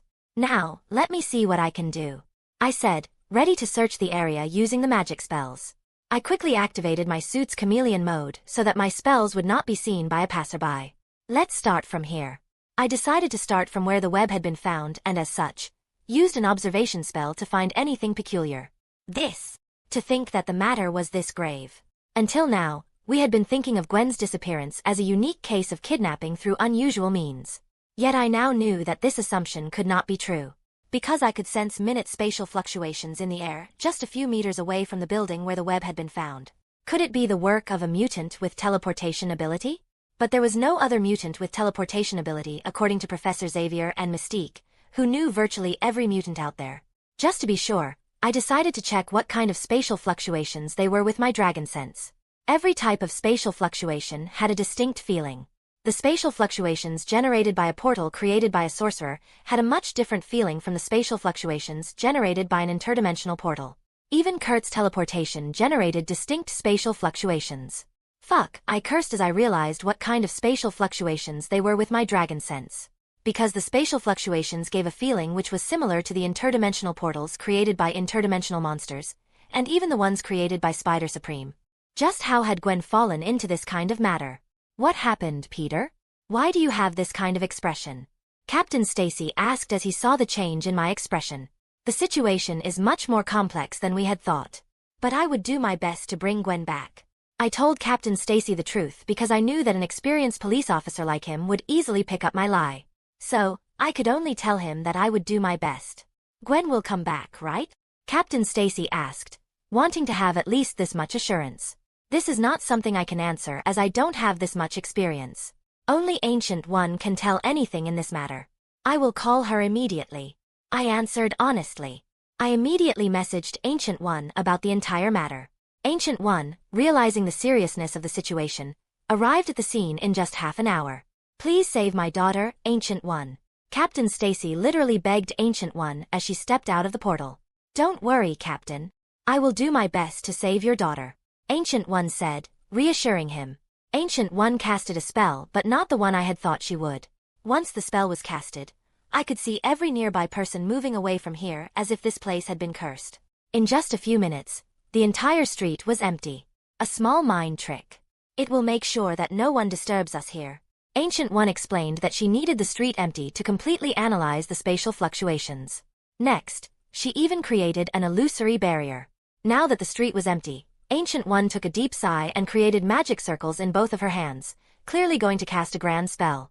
Ancient One clapped her hands together, causing a giant spell circle to materialize high in the air with the symbol of an eye on the center. The eye symbol glowed as if analyzing everything beneath it. Ancient One's face deepened into a frown as she clearly didn't like what she had just learnt from the analysis spell. Eye of Agamotto, open. To my surprise, Ancient One even used the Eye of Agamotto so that she could find what actually happened here. Due to the effect of the Eye of Agamotto, a holographic image of Gwen appeared. Ancient One was recreating the past to learn the truth of Gwen's disappearance. We could see it clearly with the power of the Eye of Agamotto that Gwen was just swinging like usual when a portal suddenly appeared in front of her and sucked her in before she had any time to resist. Ancient One repeated the scene a few more times before closing the Eye of Agamotto and removing the grand analysis spell. What was that portal, Ancient One? Captain Stacy asked anxiously. I can't tell it here. Perhaps Peter's home would be a good place. Ancient One said instead of reporting the result. Can you tell me now, please? Captain Stacy asked Ancient One in a desperate voice once all of us were seated in the living room. I will be truthful, Captain Stacy. It is impossible for us to have any control over Gwen's situation. In other words, we can't find Gwen. Ancient One answered truthfully, saying the bitter truth without any hesitation. To be honest, I also had this assumption, but I just didn't want to accept that Gwen had suddenly disappeared and I couldn't even find her. What do you mean you can't find Gwen? Captain Stacy shouted furiously at Ancient One. Calm down, George. Shouting will not change anything. Aunt May said, consoling Captain Stacy despite being sad herself at the news. Please find Gwen. She is the only one I have left. Captain Stacy begged Ancient One tearfully once he calmed down. I wish I could do anything, Captain Stacy. But Gwen has been flung across dimensions. Her destination unknown. We can't even find the dimension where she landed, much less go there. Ancient One explained what had exactly happened with Gwen. Can't you travel across dimensions like Spider Supreme? Captain Stacy asked, his voice desperate. Spider Supreme's situation is different. In Kamar Taj, the study of interdimensional travel is actually outright banned since it can invite dimension invasions. Only the Sorcerer Supreme had the right to study it, and only if it involves the fate of the entire Earth. Ancient One explained her helplessness. Why did this even happen with Gwen? Captain Stacy asked sorrowfully. This is something I unfortunately don't know. Ancient One answered, looking lost for the first time. Suddenly, both mine and Ancient One's eyes widened as we sensed intense spatial fluctuations in the living room. A rainbow portal I knew all too well manifested, and from it appeared a drone? It was indeed a drone, although its entire body was covered in runes, and it had a spider symbol on it. The back of the drone opened, revealing a projector inside it which soon activated. Hello, everyone. A hologram of Spider Supreme appeared from the projector and greeted us. I believe I have the answers to all of your questions regarding Gwen, who all of you are searching for endlessly. Chapter 123. Chapter 121. Why did you send over a drone instead of coming by yourself like usual? I asked curiously, since this way of contacting was quite unique. Unfortunately, I am quite busy these days. Moreover, it is not that easy for me to visit due to various reasons. As such, I had to manage with a drone. Spider Supreme explained. Anyways, let's return to the topic due to which I had to send this drone. I know where is Gwen Stacy. Where is she? Is she safe? Can you bring her back? Captain Stacy asked, releasing a barrage of questions immediately. Calm down, Captain Stacy. I am explaining. Spider Supreme said, consoling Captain Stacy as he could feel what was his mental state. Gwen is completely safe. As for where she is in one of the near-infinite parallel dimensions in the multiverse. Why don't you see for yourself? Spider Supreme explained Gwen's situation as he showed us a picture through the projector. In the picture, Gwen in her Spider-Woman suit could be seen looking at a news bulletin with a shocking title. Peter Parker, aka Spider-Man, is dead. Who will save this city now? The news bulletin showed a picture of that world's Peter Parker, who looked quite similar to my previous appearance, although not exact. Moreover, he even had blonde hair instead of brown like mine used to be. I had already heard from Spider Supreme last time that a lot of Peter Parkers in the multiverse were Spider-Men, but this was the first time I was being the actual evidence before my eyes. Moreover, this Peter Parker was already dead. A world like this actually exists. Aunt May muttered as she looked at the picture. Upon looking closely, I could see that her eyes had moistened. Even though I was right before her eyes, it was obvious that she got a little emotional upon seeing the news of Peter Parker's death, even if he was from another world. At least she is safe. But how had Gwen been kidnapped to a parallel dimension without anyone getting even a single clue about it? Who could have done it? What does he want? Captain Stacy asked, concerned about the kidnapper's motives like all of us were. Ha ha ha ha. I am sorry, Captain Stacy, but your direction of thought is completely wrong. What happened with Gwen was not a kidnapping but an invitation. Spider Supreme explained with a chuckle, shocking all of us. An invitation? How can it be called an invitation when Gwen had been suddenly flung across dimensions clearly without her permission? Ancient One asked, clearly curious about this unique phenomenon. This kind of event is called a multiversal convergence.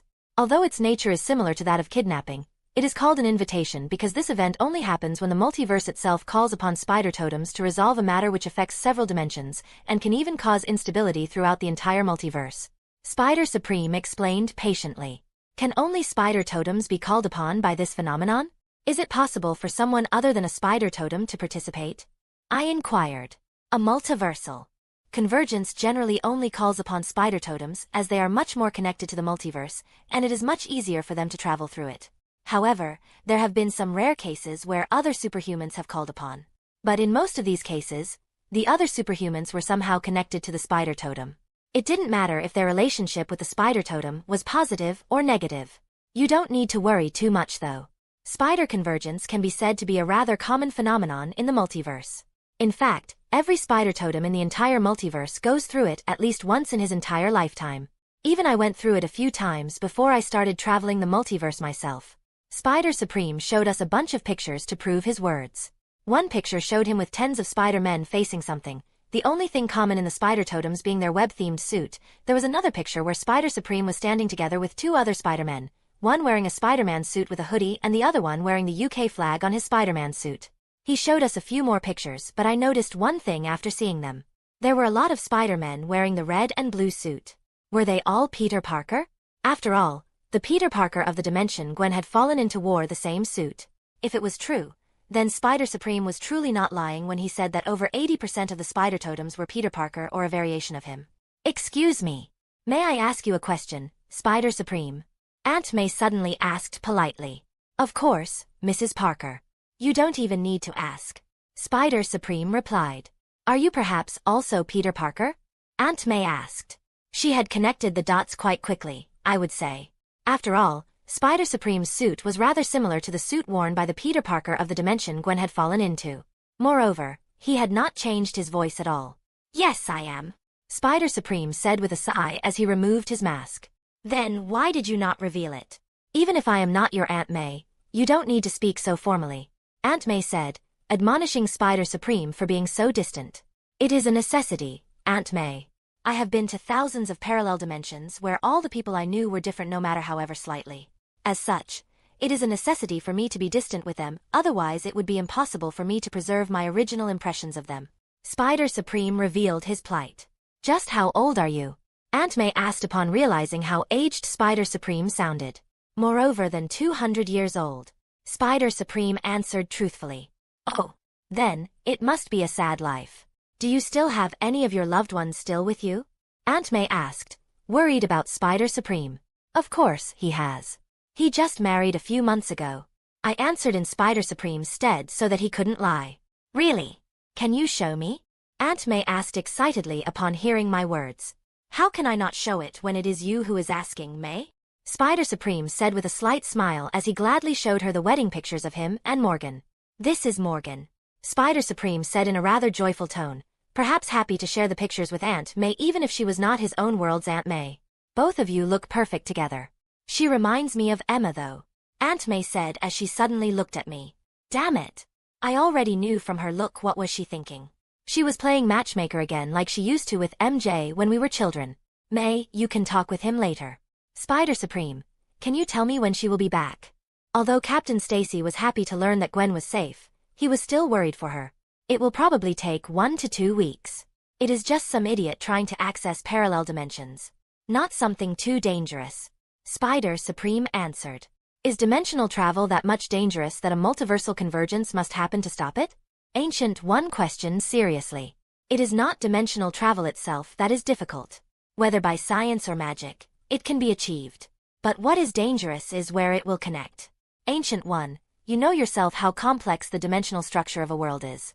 A dimensional portal can connect to literally anywhere, and there is no guarantee what kind of horrors it could unleash. This is especially so for the world in which Gwen has fallen into, where dimension travel to parallel dimensions is being directly attempted. Moreover, the portal is too unstable. Its explosion can not only destroy the whole city but cause irreparable damage to that world's dimensional structure. It would also lead to instability across dimensions. That is why a multiversal convergence has taken place. Say, can you send me there so that I can help Gwen? I asked since Spider Supreme was capable of dimension travel. Don't even think about it. Spider Supreme refused harshly. You are one of my trump cards. I can't send you there for such an easy task which spider totems can easily handle. Spider Supreme explained the reason. However, there is no need to worry. I will continuously observe that world and even send one of my men there. Spider Supreme revealed his plan, reassuring us. I guess we can only wait. Captain Stacy said with a sigh as he realized that we could do nothing but trust in Spider Supreme's words. Chapter 124. Chapter 122. Gwen's POV. Are you sure you want to remain behind? I asked Spider-Man, or rather Peter Benjamin Parker, as there were 3 more spider people around me. When I had started the afternoon patrol a week ago, I had no idea that I would arrive in a freaking parallel dimension. Moreover, one where Peter Parker was Spider-Man and he was already dead. Somehow, I managed to admit myself in this world's Midtown High using my own school ID and a little hacking tool Peter had given me just in case I ever needed it. I then meet the new Spider-Man of this world, Miles Morales, at that very school. Our first meeting was not anything good since I had to get a fucking haircut because of him. Seriously, just how much of a noob he was that he could not even control when to make his hands sticky and when not. Even I was not that bad when I had newly gained my powers. Still, Miles was a nice guy even though he was quite clumsy and immature. His heart was in right place. He would be a great Spider-Man one day, but that day was clearly not today. Then, I met the other spider people who had also arrived from different parallel dimensions just like me. Peter Benjamin Parker, a Spider-Man who was quite similar to the Peter Parker of this world, but clearly not as successful. His personal life seemed to be a failure, and he had a jaded personality. Still, he was quite a friendly guy and often advised Miles. Spider-Man Noir, a Peter Parker from colorless world in Victorian era. He was clearly a Britisher, which could be seen from his accent. For some reason, he reminded me of Sherlock Holmes. Penny Parker, a female Peter Parker of mixed Asian and American descent who rode the Spider-Bot with her pet spider. And then, there was Spider-Ham. Just his mere appearance revealed that he was from a cartoonish world. It honestly felt awkward for me since everyone was a version of Peter Parker. Even Spider-Ham's true name was Peter Porker, which was quite funny. Yes, I am damn sure, Gwen. You know that he is not ready. It has just been a single week since he has gained these powers. He can't even use his 2 extra powers, invisibility and venom strike, properly. Besides, his uncle has just died. I can't let him join us in such a state. What if he goes down dark path in the pursuit of revenge? Kingpin's men, Tombstone, Scorpion and Prowler had attacked us at Aunt May's home, which had become our headquarters. During the fight, Prowler, who was revealed to be Miles' uncle Aaron, found that the new Spider-Man was his nephew Miles Morales. Due to this revelation, he refused to kill Miles, but it ended with him being shot dead by his own employer Kingpin. Realizing Miles' mental state and believing that he was not ready, Peter had taken the control drive, which could control the dimension collider that was our ticket to our home and the reason we had been brought here. Moreover, he had even webbed Miles so that he could not follow us. I will stay here in this world and teach Miles so that he can be a great Spider-Man. Spider-Man said, revealing his plan to stay here even if it meant that he would be eventually killed by the world's rejection. Miles had really grown on him. I had decided to call Peter Benjamin Parker Spider-Man was to not confuse him with Noir, Penny, and Spider-Ham. You know what, Spider-Man? I had lied when I had said that someone close to me had not died. I had never told anyone about this incident, but I decided to tell them because they were just like me. Besides, it was not like they could snitch to anyone. My best friend Peter had almost died at my hands. But he was saved by someone. Someone? Who did it?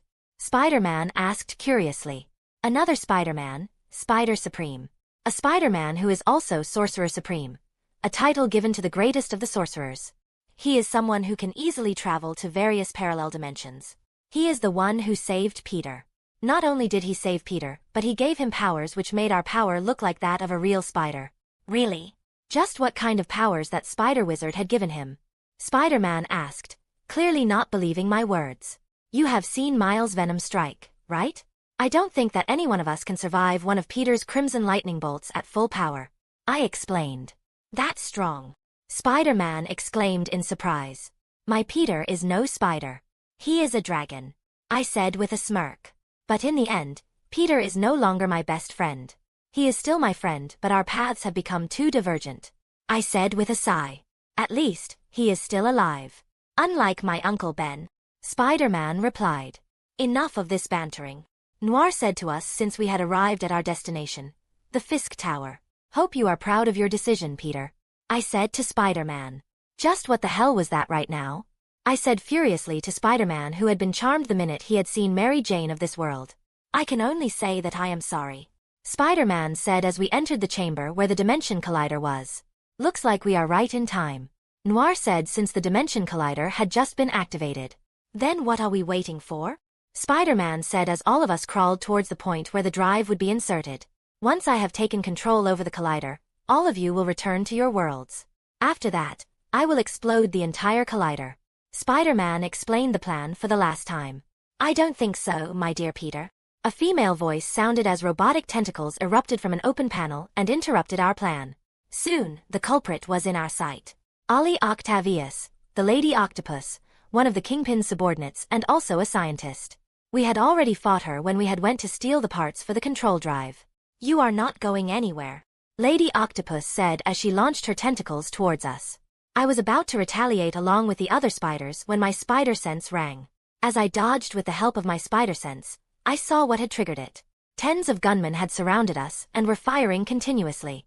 Kingpin knew that we would come, and he had prepared accordingly. Since we had dodged the gunfire, only Spider-Man was left to fight against Lady Octopus where the gunmen were not firing. The rest of the spiders could not return to support him since Tombstone and Scorpion had engaged them. Any last wish, Peter? Lady Octopus cackled as she wrapped Spider-Man in her tentacles. I was about to help him when suddenly her tentacles stopped acting as per her commands. Then, her head turned as if she had been punched by someone. Miles! I exclaimed as I realized that it was Miles who was attacking Lady Octopus in his invisible form. Hello, everyone! Miles greeted us as he reappeared after kicking Lady Octopus away and webbing her mouth. He now wore Spider-Man's suit, which was quite different looking from ours. His suit was black in color with red web designs, unlike the original Spider-Man's, which was red and blue. Whoa! Miles suddenly exclaimed as he looked downward. As I looked at the collider, I realized what was the matter. Several buildings and vehicles were coming out of the portal. It looks as if an entire city was inside the portal and was now slowly coming out. Damn it! I cursed as the gunfire started again. In order to escape the gunfire, all of the spiders ran towards the various buildings appearing from the portal where the gunfire would be blocked by the buildings and the other debris. Why is this happening? Miles asked curiously as I along with Spider-Man reunited with him. Perhaps it is some sort of interdimensional debris. I guessed. Peter had once told me something about it, although I had not understood most of what he was talking about. You will pay for this, Lady Octopus exclaimed, her voice filled with anger as she reappeared before us. Get ready, everyone. It is going to be a long fight, Spider-Man said as all of us prepared ourselves to face Lady Octopus. Bam! Surprisingly, the fight ended before it even began as Lady Octopus was suddenly hit by a train cabin which smashed her into a nearby floating building. That had to have hurt, Spider-Man said after seeing Lady Octopus' condition. Looking around, I could see that Tombstone and Scorpion had been defeated, although Penny's spider-bot had unfortunately been destroyed in the process. The only thing remaining now was to open the portal and return home. Who knows how everyone was taking my sudden disappearance. Buzz. Suddenly, My spider sense started tingling like it had never before. Not even during the alien invasion. Looking at the dimension collider, I could see that the portal had suddenly turned pure black. Several black slimy goo shot suddenly out of the black portal and clung to the floating debris. And then appeared a humanoid figure out of the portal, who landed on a rather far-away building from us. Now that he was close, I could see that he was clearly a Spider-Man. However, he wore a black Spider-Man suit with a white spider design on his chest. But what truly scared me was that he had 4 arms and 4 legs. He was like an actual Spider-Man. The black-suited Spider-Man's mask suddenly retracted like it was formed of a liquid, revealing his face. His face was clearly that of a Peter Parker, but his eyes were scaringly a complete black, without any iris or pupil. His entire body emitted a dangerous aura even though he didn't trigger my spider sense. What a feast! He exclaimed as he licked his lips with an abnormally long tongue while looking at us. Chapter 125. Chapter 123. Gwen's POV. Who the hell are you? Spider-Man asked the mysterious black-suited Spider-Man who was clearly not normal. You will know once you have joined us. The black Spider-Man replied mysteriously.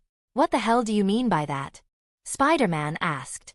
Our spider sense was not warning us against him, but something was obviously wrong with this Spider-Man. There is no need to talk more with you. Take care of them. The black Spider-Man ordered, although to him we could not understand. Suddenly, the black slimy goo which had come along with the black Spider-Man wiggled and then sprouted humanoid faces with large white eyes and huge maws filled with pointy teeth. The horrible-looking slimy monsters then moved towards the unconscious Scorpion, Tombstone and Lady Octopus and suddenly covered them with their slimy body.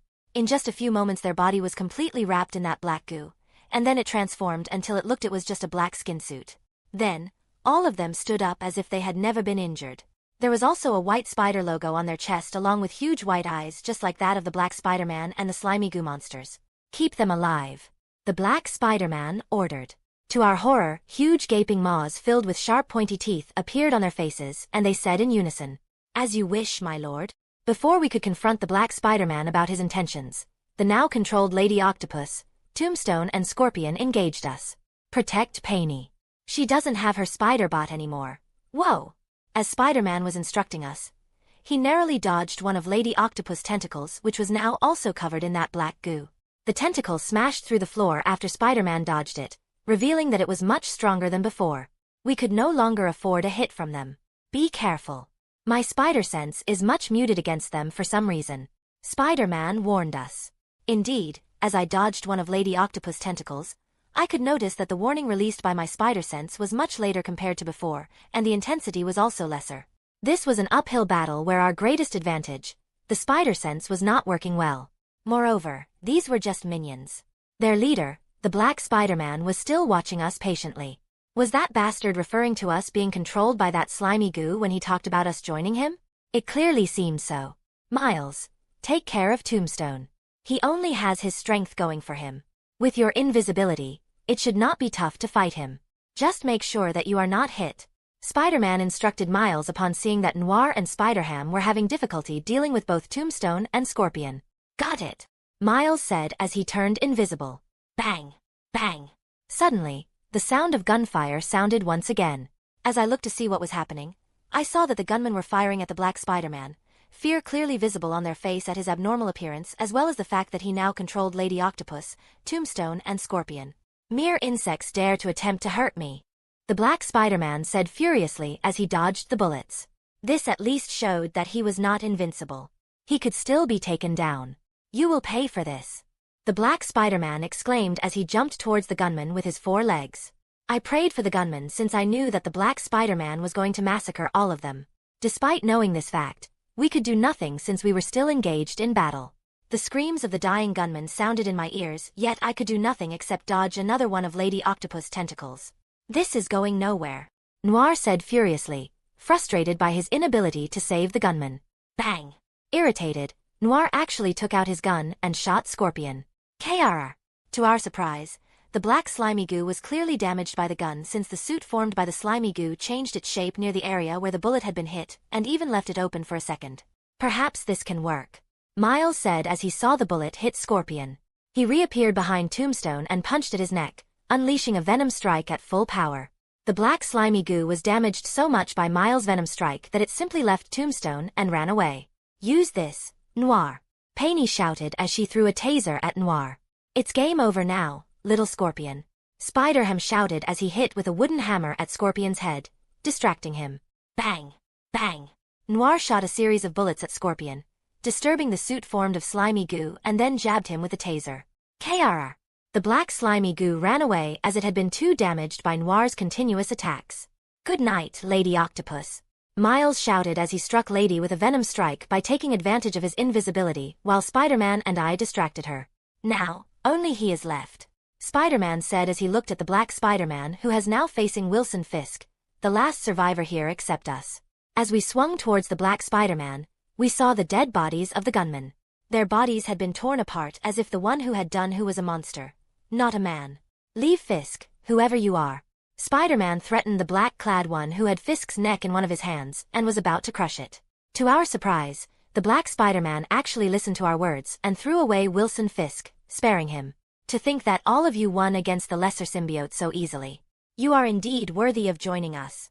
The black Spider-Man said, applauding us. Bang! Noir shot at the black Spider-Man with his gun, perhaps because he was too frustrated by his words. However, the black Spider-Man simply stopped the bullet with one of his hands. I am much stronger than the lesser symbiotes. These little tricks will not work against me, the black Spider-Man said with a laugh. Then, suddenly one of the black Spider-Man's arms transformed into a tentacle which extended and hit Noir, who could not even dodge it, and was slammed into a nearby wall. You all right, Noir? Miles asked in a worried tone. Cough. Cough. I think a few of my bones are broken. Be careful, everyone. The spider sense is not working at all against him. Noir warned us. Just how were we going to stop this guy? Spider sense was not working against him for some reason. Moreover, it was clear that he was not even using his full power. The black Spider-Man's hand turned once again into a tentacle and he pointed it this time towards me. Fortunately, I was ready for a surprise attack, so I activated the shield bracelet Peter had installed inside my suit along with a fireball ring. The tentacle broke the shield as it smashed against it, but the impact flung me away. Since my magic artifact had already been revealed, I immediately shot a firewall at the black Spider-Man as I landed because he was still retracting the tentacle, giving me a perfect opening. However, he easily dodged the fireball with just a small sidestep. Just because your spider sense are not working doesn't mean that mine isn't too, the black Spider-Man said with a chuckle. Still, to think that you have a magic artifact even though it is a basic one. It would be quite interesting to conquer your world. Ha ha ha ha. I could only despair in front of his laugh since there seemed to be no way to defeat him. I wish Peter was here. He would have finished this bastard with just one of his lightning spears. Huh.